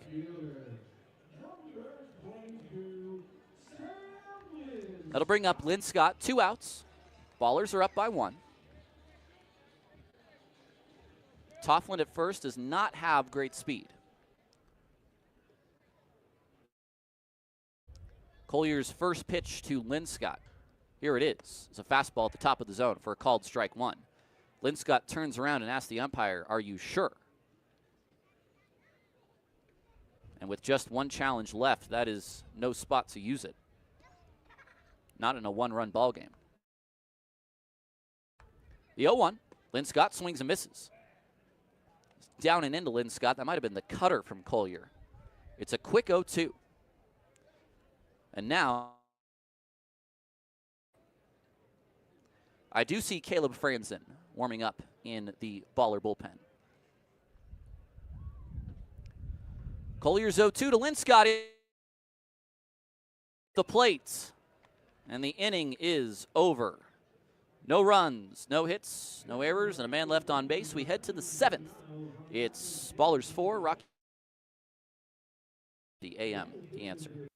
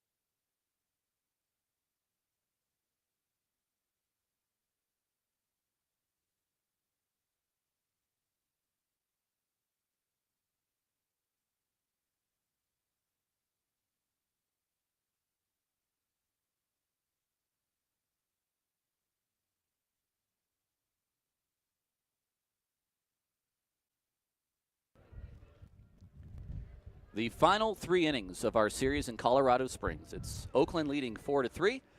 Hi, everybody. I'm Tyler Peterson. Great to be with you. Top of the order for Cobb, and then Helmick and Harris. As they tried to pad this 1-run lead. We'll likely see Caleb Franzen in for the 7th inning. But will he have a 1-run lead, or will the Ballers have some more insurance? Lozano was able to get a base hit off of White to score O'Hara. It's the only hit this series by any Ballers player off of White.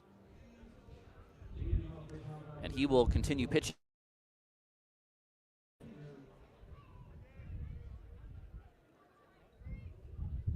I guess it's not technically true since Bugs' bunt was ruled a hit, but you know what I'm saying. First pitch to Cobb. 0-1.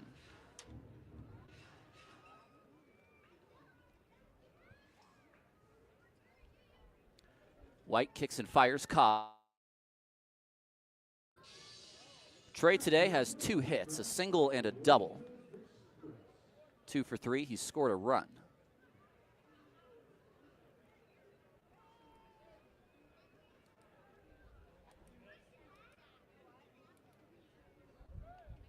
Oh-2 on its way, and Cobb takes in the dirt.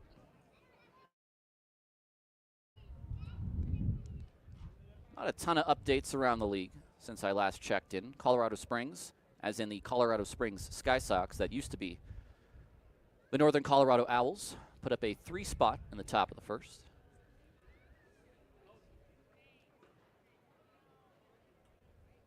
One, two. Cobb swing, line drive into center field. And that almost got White. I don't think that hit him. No, it missed him, but boy, that got close to hitting him. So Cobb has 3 hits.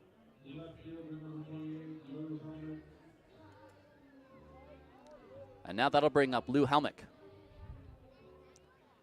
Helmick has 2 R single. First pitch fastball is down low from White.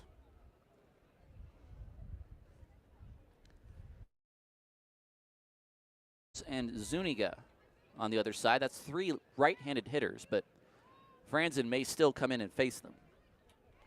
1-0. Just a touch outside. 2-0. Has been used against lefties. He's not solely a lefty specialist.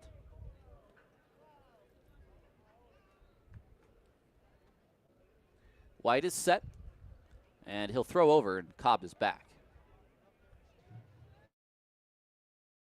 Situation where sometimes you see this in baseball, when you try to time a lefty, and you can't quite do it, so you wait until the first time he throws over to go. Not going here. The pitch is down and away.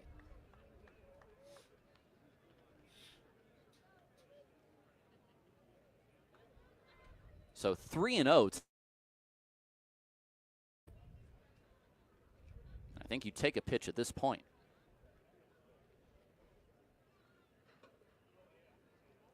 The 3-0 is right down the middle. Big sweeping breaking ball. Baller's up 4-3. Leadoff man is on here in the 7th.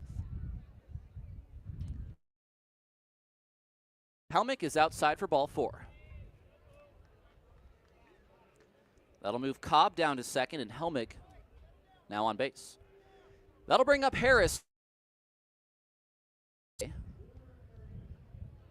He has that 23-game hit streak.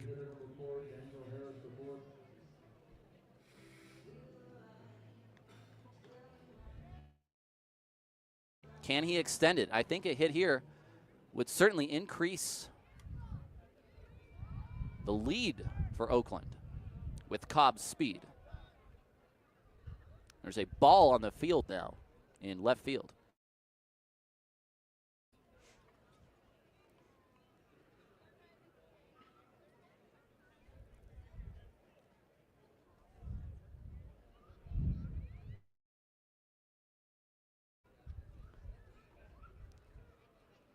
White to the plate, and Harris swings and fouls it away. Well, he's ready, and he wants to keep that. There's team play, don't worry. But you are your own company in the Pioneer League too, and for personal accolades, you want to keep that going, and hey, the team play here. 0-1. Harris swings and fouls it back.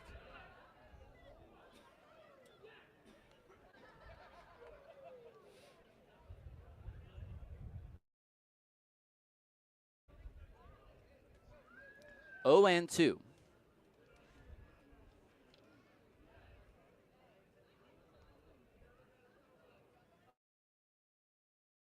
Second. And now his pitch to the plate is swung on and fouled away.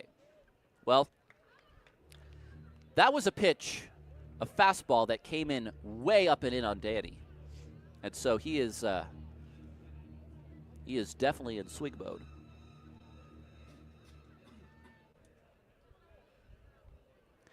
It's 0-2.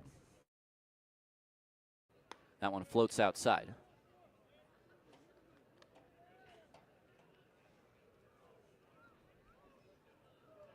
At second is Cobb at no outs in the top of the 7th. White fires in. Harris is hit by that pitch on the leg, and he is down.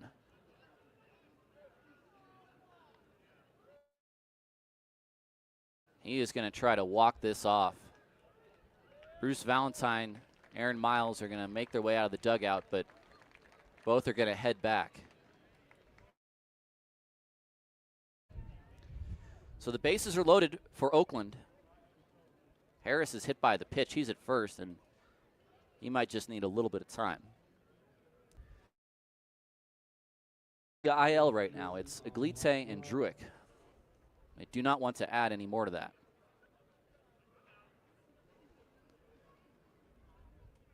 He's still trying to take a little bit of inventory over at first as he puts on the sliding glove. To be replaced at some point, just even out of precaution. It will not be a substitution in the field. Almanza, bases loaded, no outs. First pitch is off the glove of Zuniga, and he is safe. It's a wild pitch that scores an 8th run off a wild pitch in this series. That is just crazy. And it's 5-3.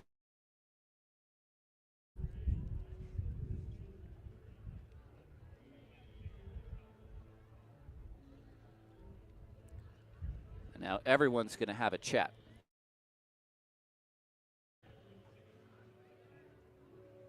Almanza today is 0 for 3. And you do expect a man who is the team's leader in RBI to at least get one of these 2 runs in at second and third now.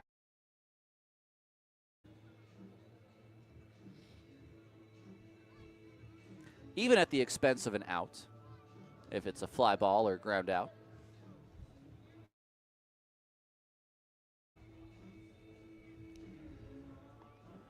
One at bat against White today. That was a strikeout looking in the 6th. The whole of the infield is now in. The next pitch, Almanza swing.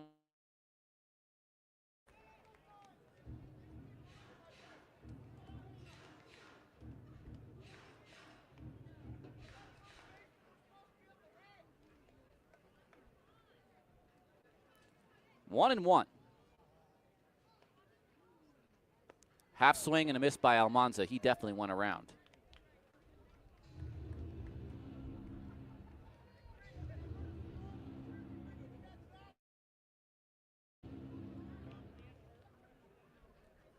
One and two the count.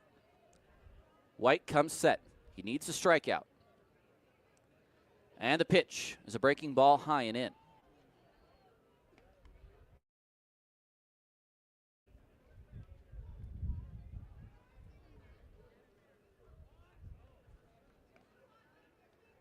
White set again. Both runners lead. The 2-2, Almanza. Boy, this guy is just so tough on lefties. He gets his out, and now that'll bring up Cam Buford. 2 strikeouts for White of Almanza.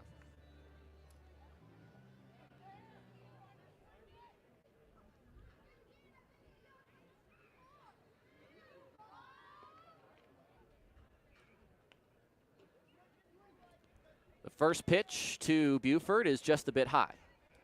Zuniga wants to challenge that. They have one challenge left. They better get it right.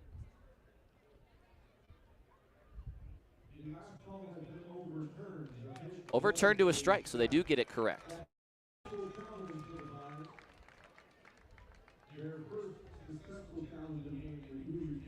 So it's 0-1 on Buford. Ballers lead 5-3 here in the top of the 7th. Second and third of the base runners. Infield is in. That's fouled back.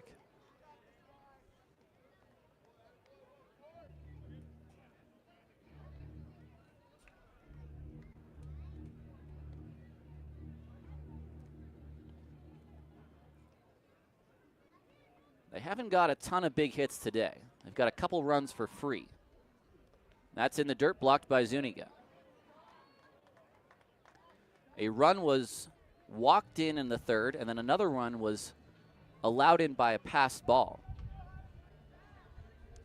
They've scored in this inning off a wild pitch. They have 2 runs hit in, otherwise a somewhat undeserved lead. Swing and a miss by Buford, and that was a fastball down and in, and White is extremely tough, 2 away. He is trying to tightrope out of this with just allowing the 1 run. This is 7. This is Tatum.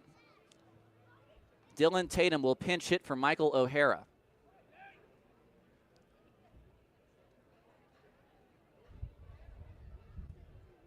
And this will be just 1 at bat for Tatum.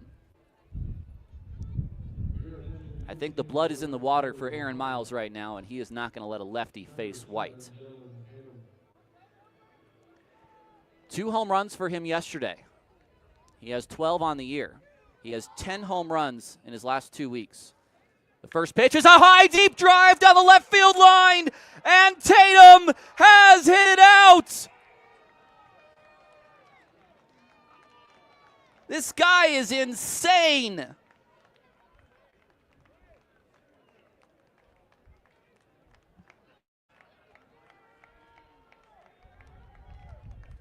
.426 and 108 off the bat.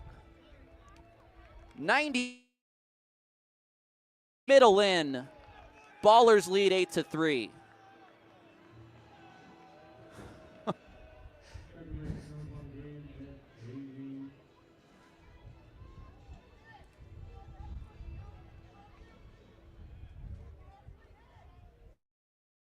Second pinch hit home run by a baller this year. The first was Monteith against Grand Junction. Now a ball hit by Leahy to second. The throw to first is in time. Oh my, Dylan Tatum, a team-leading 13th home run, and he still does not have enough at-bats this year to qualify with a batting average.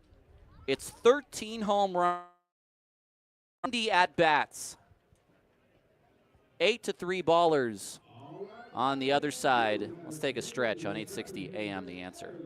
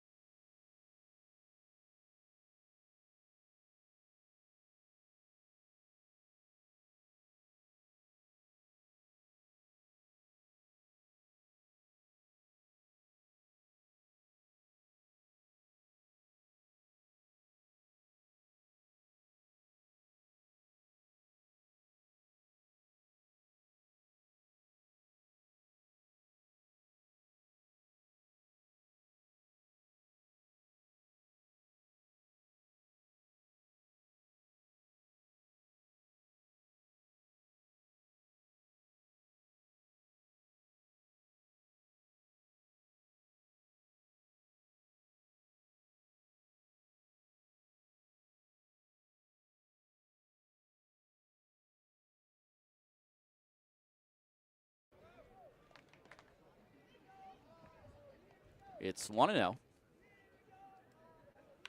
This is hit out to center field. Left. Now backing up in center field. He makes the catch, and there's 2 away. I think Otto Jones is somewhere along the lines of Johnny Pancakes. Here's Alonzo Zuniga.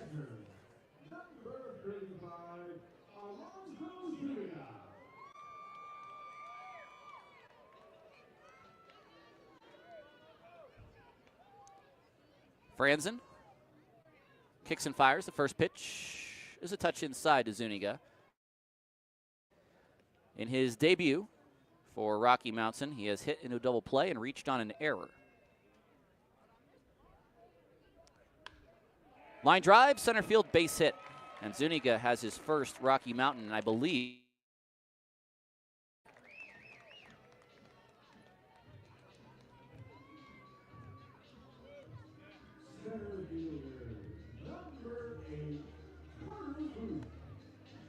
leadoff man Booth to bat with 2 outs here in the 7th. The Ballers have scored in each of the last 3 innings. The 4 spot in the 7th, the biggest of those 3. Strike right under the arms of Booth. It's 0-1.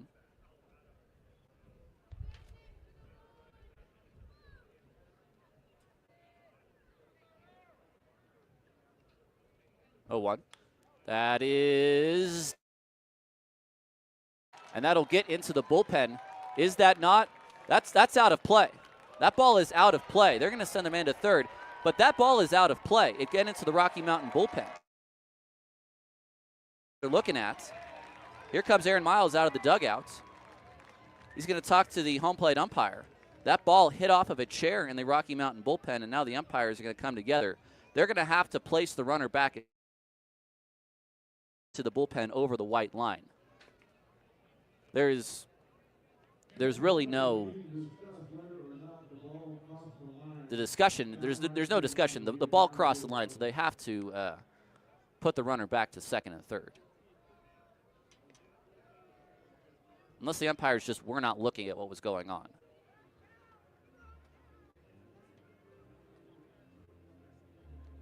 Aaron Miles, I think the rope is very much at its end. Let's put it that way. I mean, arms crossed, staring at the conversation of umpires. The helmet is coming off for Aaron. He is now putting his fingers through his hair. I mean, it's pretty clear that this is an automatic double that places the runners at second and third, not a triple for Jones, or for Booth, rather. It cannot be going on this long, this conversation. O'Hara threw his hands up immediately. All of the guys in the bullpen got the heck out of there. I mean, why paint the white lines at all if it's not going to be considered in play or not?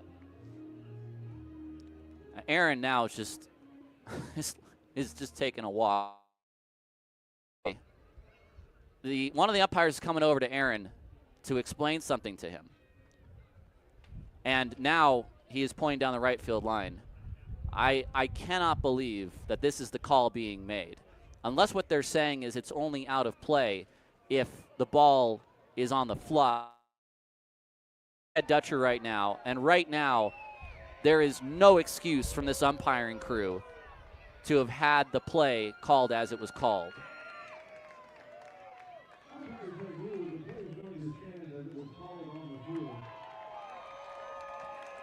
So I have to ask, is that correct? Did they get that call correct? Or whether that was called incorrectly? If they're saying that ball did not go over the white line out of play, then they are wrong. And I am in a worse position than they are to make that judgment.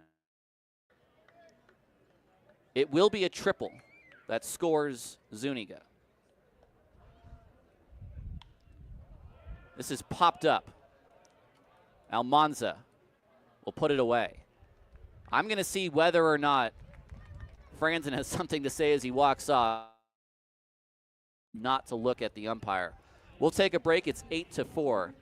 And unless, again, there's something like they ruled a ground rule triple or something, that ball went out of play. So we'll 8-4, Ballers lead.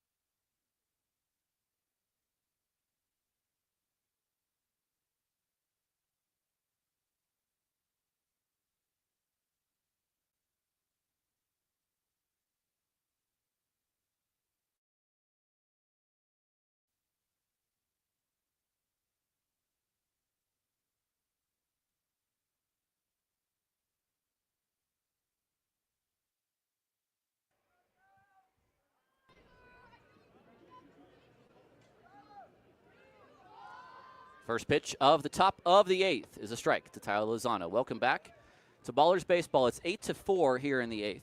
Lozano, Bugs, and Cobb Jr. to face a new pitcher in Tom Peltier.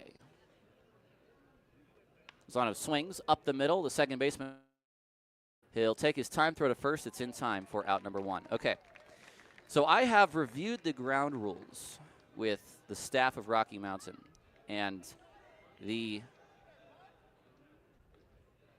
conclusion is pretty clear from everyone up here that that was a missed call. I, generally speaking, for umpires, have a lot of sympathy. It's a thankless job. At this level, there's a lot they're not going to get right. You do not make a ton of friends as Bugs hits one up the middle, backhanded by Yake. His throw to first is not in time. Bugs. And so I try not to get up on umpires. I mean, the strike zone TrackMan, even though it's supposed to help umpires and be more accountable, sometimes it actually hurts them because a pitch that is actually mostly off the plate, seam or two, is called a strike, and it's a strike on TrackMan. Anyway, long story short, you get what I'm trying to say. First pitch to Cobb is a strike. That is, by far, probably the worst call I have ever seen broadcasting in this league, because it is not a fair or foul call. It's not a strike zone judgment call. It is pretty clear where that ball hits, where that ball ended up. And what happened there on that play is simply, the answer must be that none of the 3 umpires were looking. No one was down the right field line. The first base umpire was at home, the third base umpire, or the third base umpire was at second, and the home plate umpire was at third. No one was out to see where that ball hit. O'Hara immediately put his arms up. Now it's not important, but who's to say that it does not become important later? It is a new ground rule here at Rocky Mountain, the white line, and we have seen it come into play already once this series where Laura's foot was over that line when he caught a ball. There goes the runner, Bugs. The throw from Zuniga is way offline. It's into center field. It's stolen base. And now Bugs will head to On base for Darrell, and the E2 gets him to third base. Cobb in a 1-2 count. Again, I have an incredible amount of respect and sympathy for umpires. And I think I even tell Nevada sometimes to lay off some of the TrackMan stuff because it's hard for it's not an easy job at all. I've never been an umpire, but I will absolutely say for sure, 100%, that is just a mistake that cannot happen on a professional field. It's 1-2 to Cobb.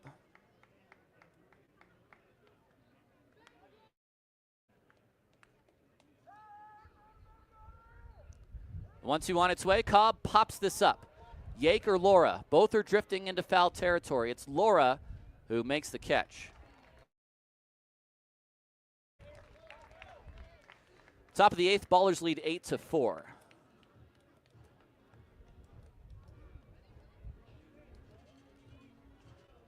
That'll bring up Helmick with 2 outs.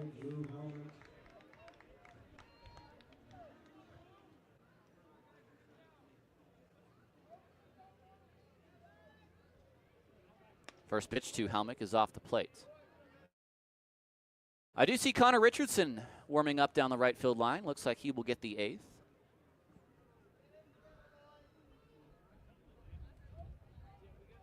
So 1-0 to Helmick. Has 2 RBI today. 2-0 the count. Bogues at third with 2 outs. He's got there on his own with a single, stolen base, and an advancement on an error.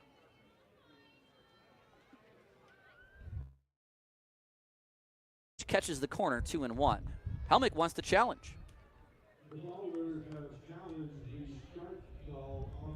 Oh, that's awfully close. It's overturned to a ball at a correct challenge. So Oakland has 1 challenge remaining. They can use it up to 2 times.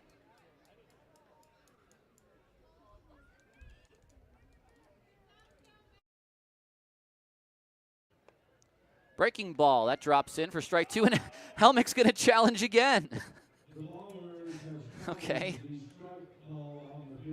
I don't know about this one, Lou.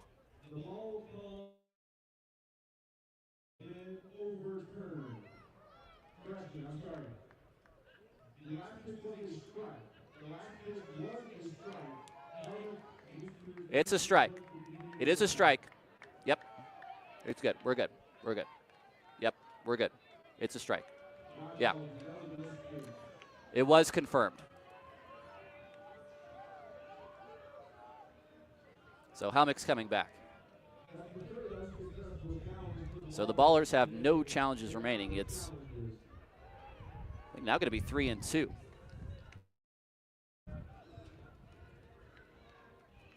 I think the PA address announcer said the wrong thing initially.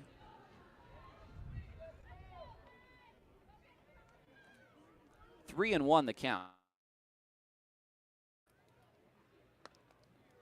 That is off the plate for ball 4. Okay, so Helmick does take the walk. So first and third are the base. And here in the 8th, this could be the last chance for Harris to pick up that hit, which would give him, I think it's now 24 in a row if he got it today.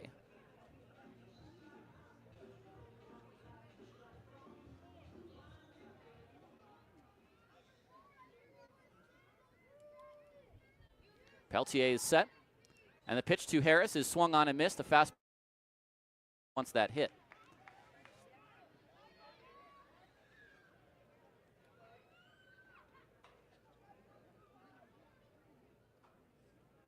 Oh, and 1.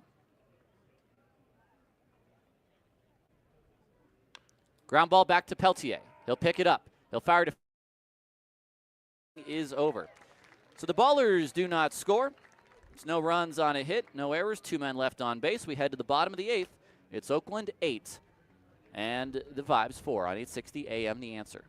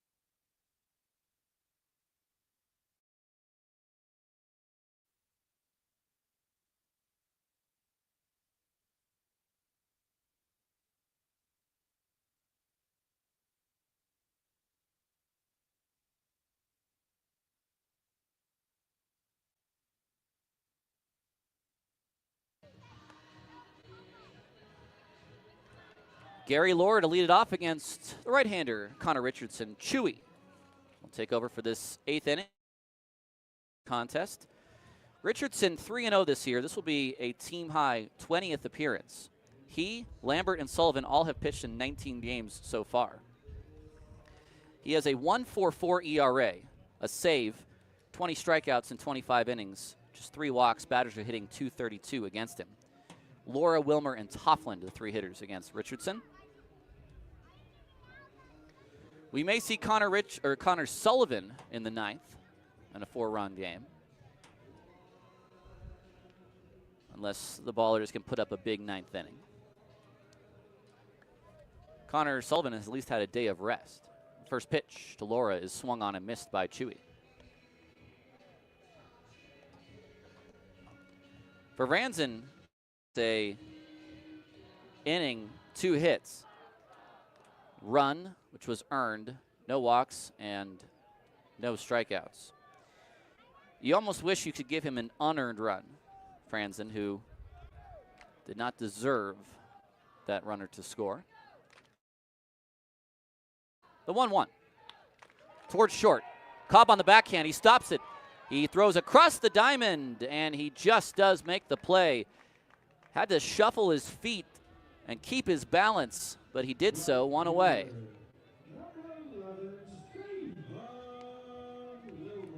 Here's Wilmer, who is 0 for 2 today. Scores to update you on. Great Falls leading the Raptors 9-8 in the top of the 8th in Great Falls.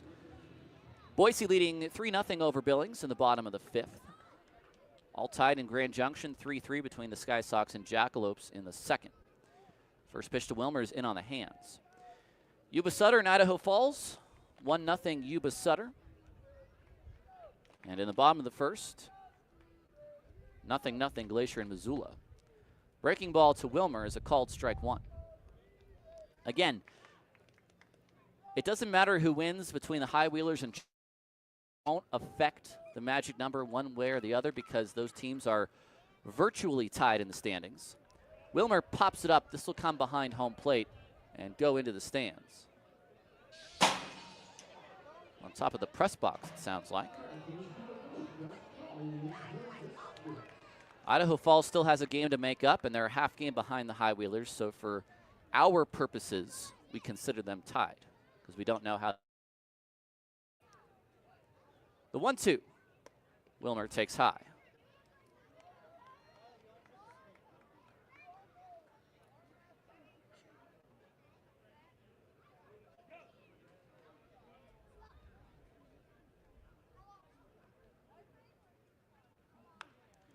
Now a ball hit back to Richardson. He picks it up, reads Michael Shapiro's name on the ball, and throws.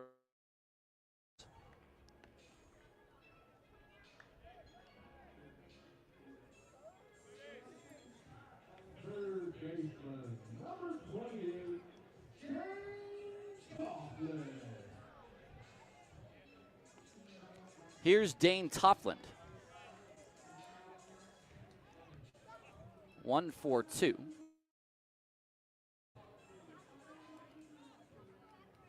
Two outs in the 8th. Ballers up 8-4. First pitch is a high drive down the left field line.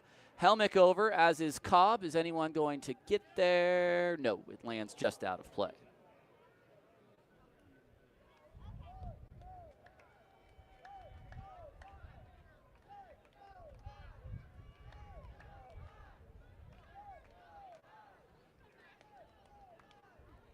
Tofflin in an 0-1 count. Cobb and Helmick just now get back to their positions, and Chewy has to step off. Helmick was still jogging back to left field.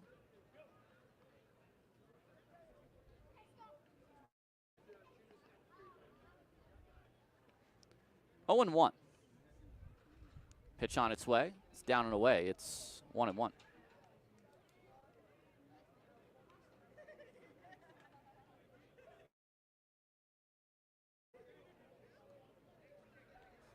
Coming set is Richardson. And the 1-1 on its way is swung on and missed. The high slider. It's 1-2. A win would take The magic number down to 3 for Oakland, which means that upon some further calculations that the earliest the Ballers could clinch would be Wednesday's home game.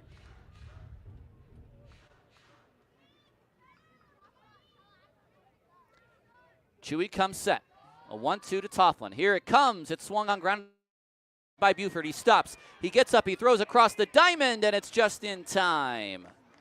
3 groundouts on the infield. And Richardson walks off. We head to the 9th. 8-4. Ballers lead on 860 AM. The Answer.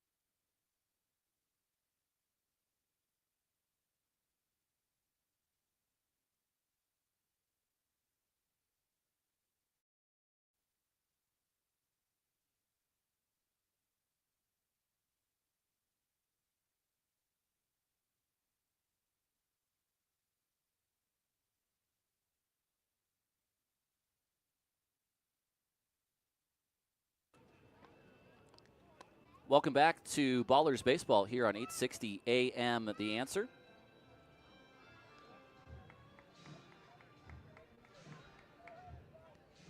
Top of the 9th inning. The Ballers with an 8-4 lead. The new pitcher for the,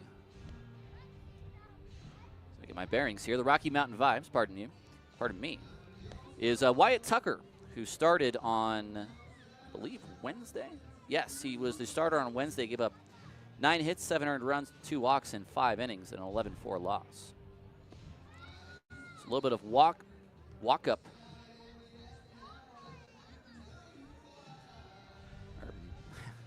Excuse me, a little bit of mop up work here in the 9th. Almanza, Buford, and O'Hara. A righty gets loose in the bullpen. A rather tall, slim righty is getting loose in the bullpen. If you know who I'm talking about, then chances are you're a Ballers fan. Almanza is 0 for 4.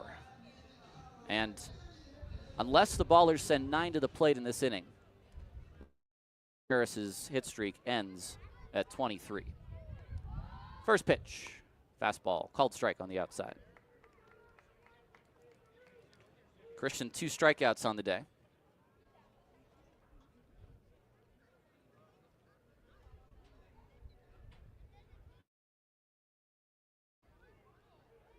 Pitch is way high and outside.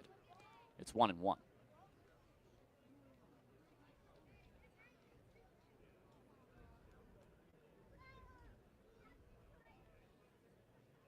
Zuniga sets up low and in. And now from the windup, the 1-1 pitch is a ground ball weakly hit up the first base line and foul to James Harris, the first base coach.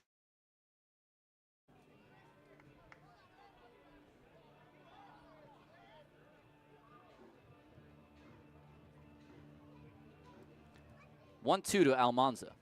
He doesn't take many 0 for 5s.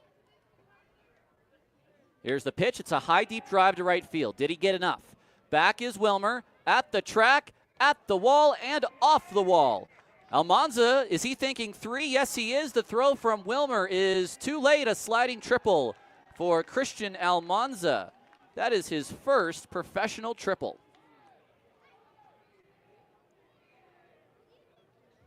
And that gets things started here in the 9th. I'm sure there will be a limit to when Aaron Miles will not want Connor Sullivan to pitch in this game, and they're up by 4 now. I think if the Ballers score a couple more runs, he'll save the righty for a later date. Infield is in. First pitch almost hits Buford. Somehow got out of the way of that.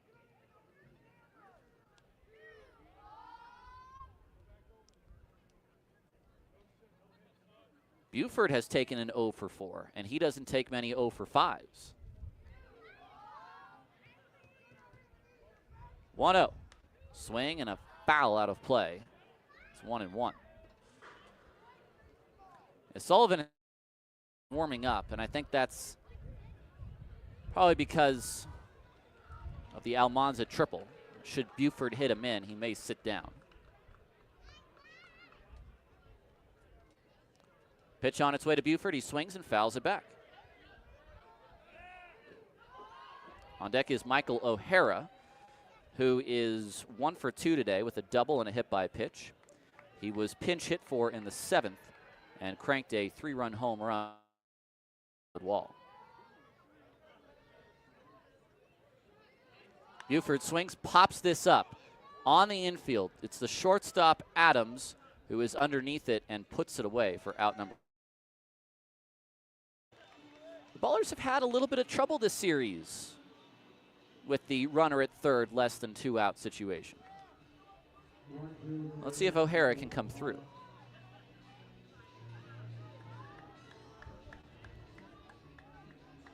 Eight to 4, the Ballers lead here in the 9th. Sullivan starts to warm again.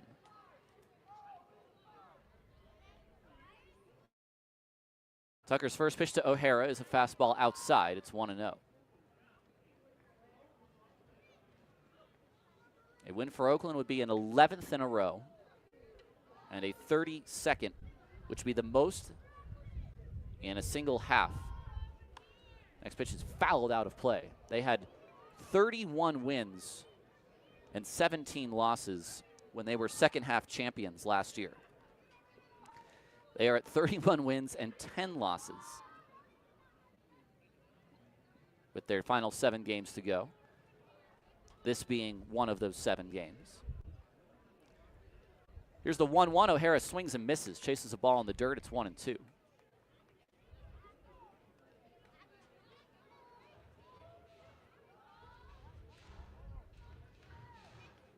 On deck is Leahy.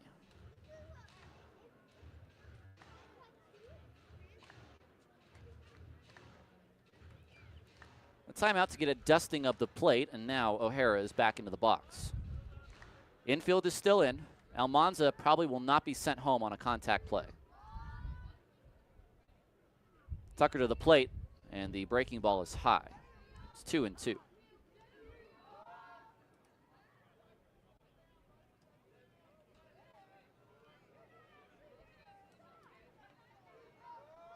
Tucker peering into Zuniga. Now he comes. O'Hara looks at a breaking ball high and away. And Oakland is out of challenges, so if you're going to take it, be sure. Full count. The payoff to O'Hara, he swings and fouls that out of play. For that one off the plate. Fastball at 93. The best part is that he caught up to it.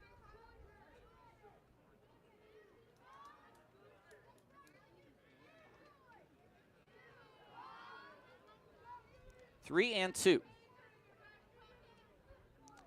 Tucker throws, and O'Hara takes a breaking ball. It's a walk, and for Rocky Mountain, that will at least allow them an opportunity for a double play. Unless O'Hara is sent from first base. It's probably not be a bad situation to run, all things considered. Ballers lead 8-4. Men at the corners for Leahy.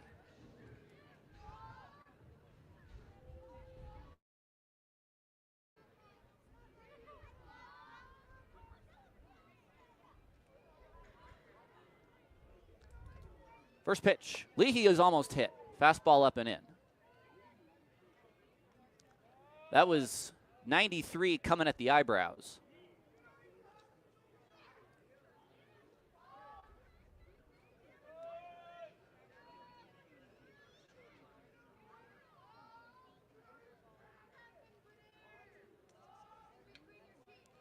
next pitch is a changeup for a strike on the outside, and that's pretty much impossible after almost getting domed by a fastball to hang in there on a breaking pitch on the outer part of the plate.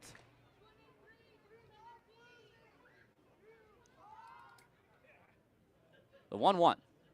Gonna miss. Ball below the zone.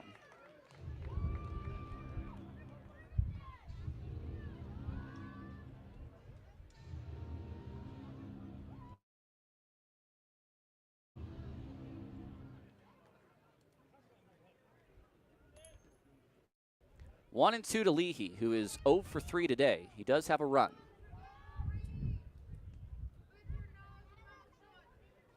Tucker's 1-2, and it's in the dirt.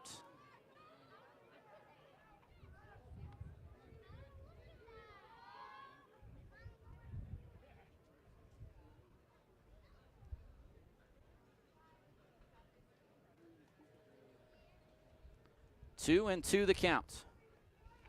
Tucker set again. And the pitch, Leahy, a ground ball to second. This could be two. The flip to short for one. The throw to first is in time. A double play. 4-3. And Tucker works his way out of the leadoff triple.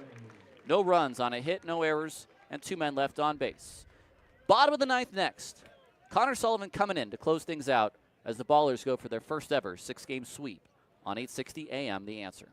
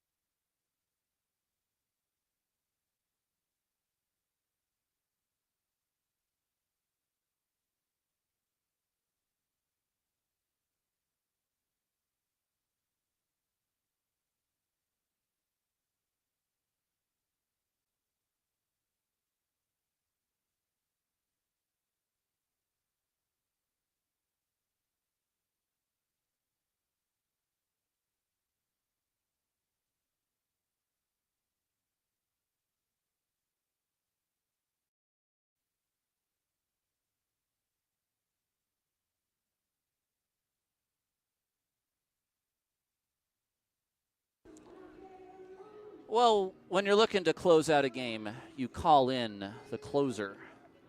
Connor Sullivan coming in, and the Rocky Mountain Vibes today have tried to swim the 4 C's of Collier, Caleb, Connor, and Connor. For Connor Richardson, it was a 1-2-3-8. Now Sully here in the ninth. 0-1 record. His 20th appearance of the year, a 1.77 ERA.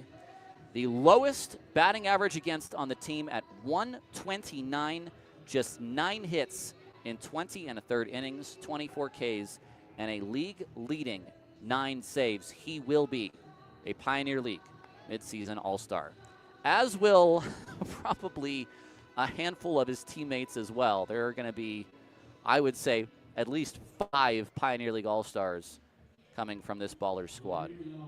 Of course, Idaho Falls, who has, I think, 5 guys batting over 400, might have something to say about that. Lynn, Scott, Adams, and Jones, the first 3 to face Sullivan here in the ninth. Lynn Scott finally gets a hit today after an extended hitless streak. First pitch from Sully. It's a slider, just a touch inside for ball 1. Lynn Scott initially showed bunt. It's a situation, but a situation to finish this off. Fastball outside, 2-0.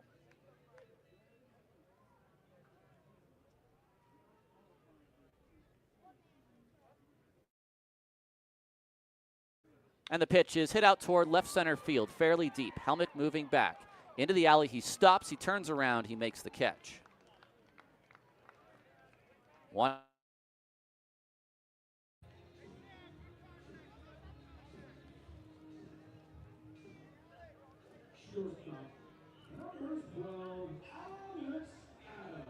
It has been a long time since I've seen a 6-game sweep in the Pioneer League.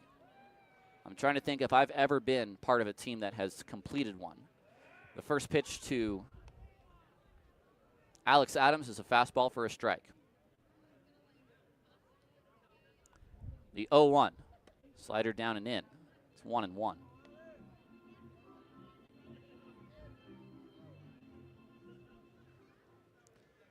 The 1-1 on its way.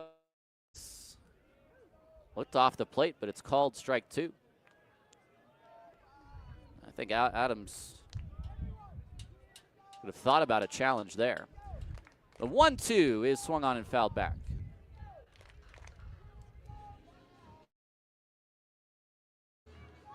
One out in the ninth. Ballers up by 4.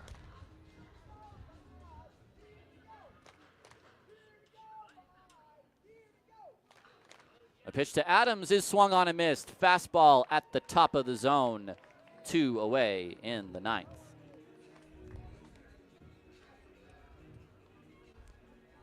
Otto Jones, the designated hitter. Last chance for Rocky Mountain to start something in the ninth.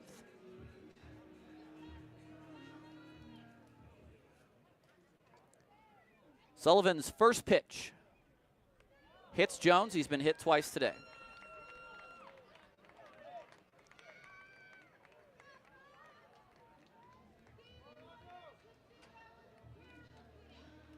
And that'll bring up Alonzo Zuniga. The Vibes would have to load the bases for this to get interesting. First pitch to Zuniga is fired in for a strike. So he just needs 2 more of those.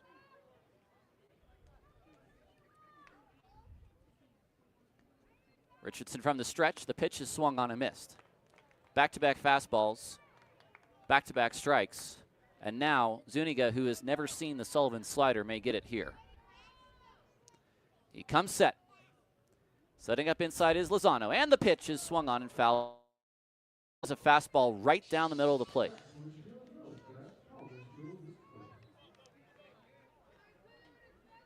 The Ballers bullpen so confident in Connor Sullivan that they're all standing up, almost starting to walk onto the field. The 0-2, here it comes. It's high and away. They stayed with the fastball on Zuniga. It's 1-2.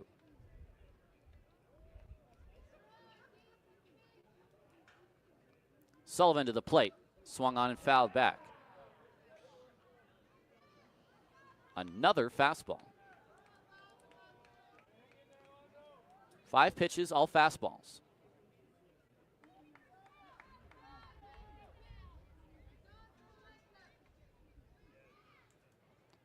The 1-2 is swung on and lined into left center field. That's a base hit.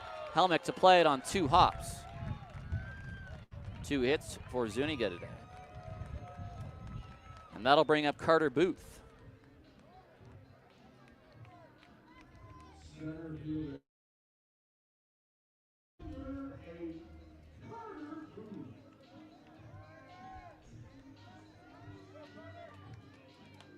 Booth tripled with an asterisk down the right field line. First pitch, Sullivan throws a fastball in for strike 1. It was Booth that took strike 3 called on the outside the other night on a ball that had about 1% of it touching the strike zone. The 0-1 slider is off the plate. Ballers are up by 4 in the bottom of the ninth. 2 men on, 2 men out. Sullivan fires a slider way outside, 2-1. On deck is Ernie Yake. If Ernie Yake bats in this ball game, then things get interesting. 2-1. The pitch to Booth is swung on and fouled back. It's 2-2. Let's see how cruel Sullivan wants to be. Will he try to paint another fastball on the outside?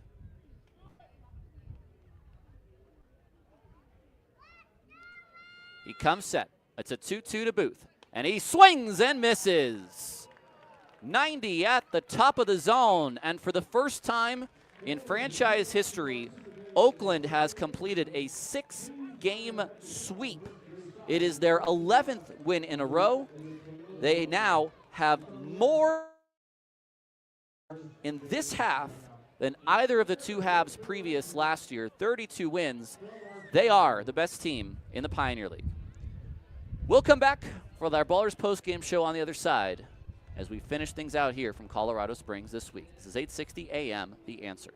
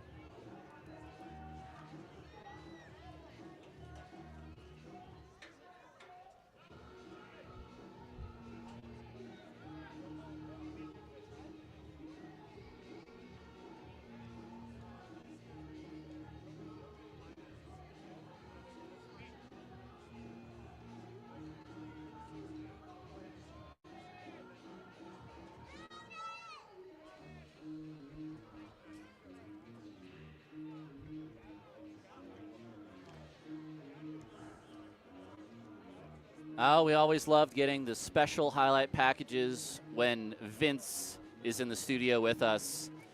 8-4, Oakland with the victory today.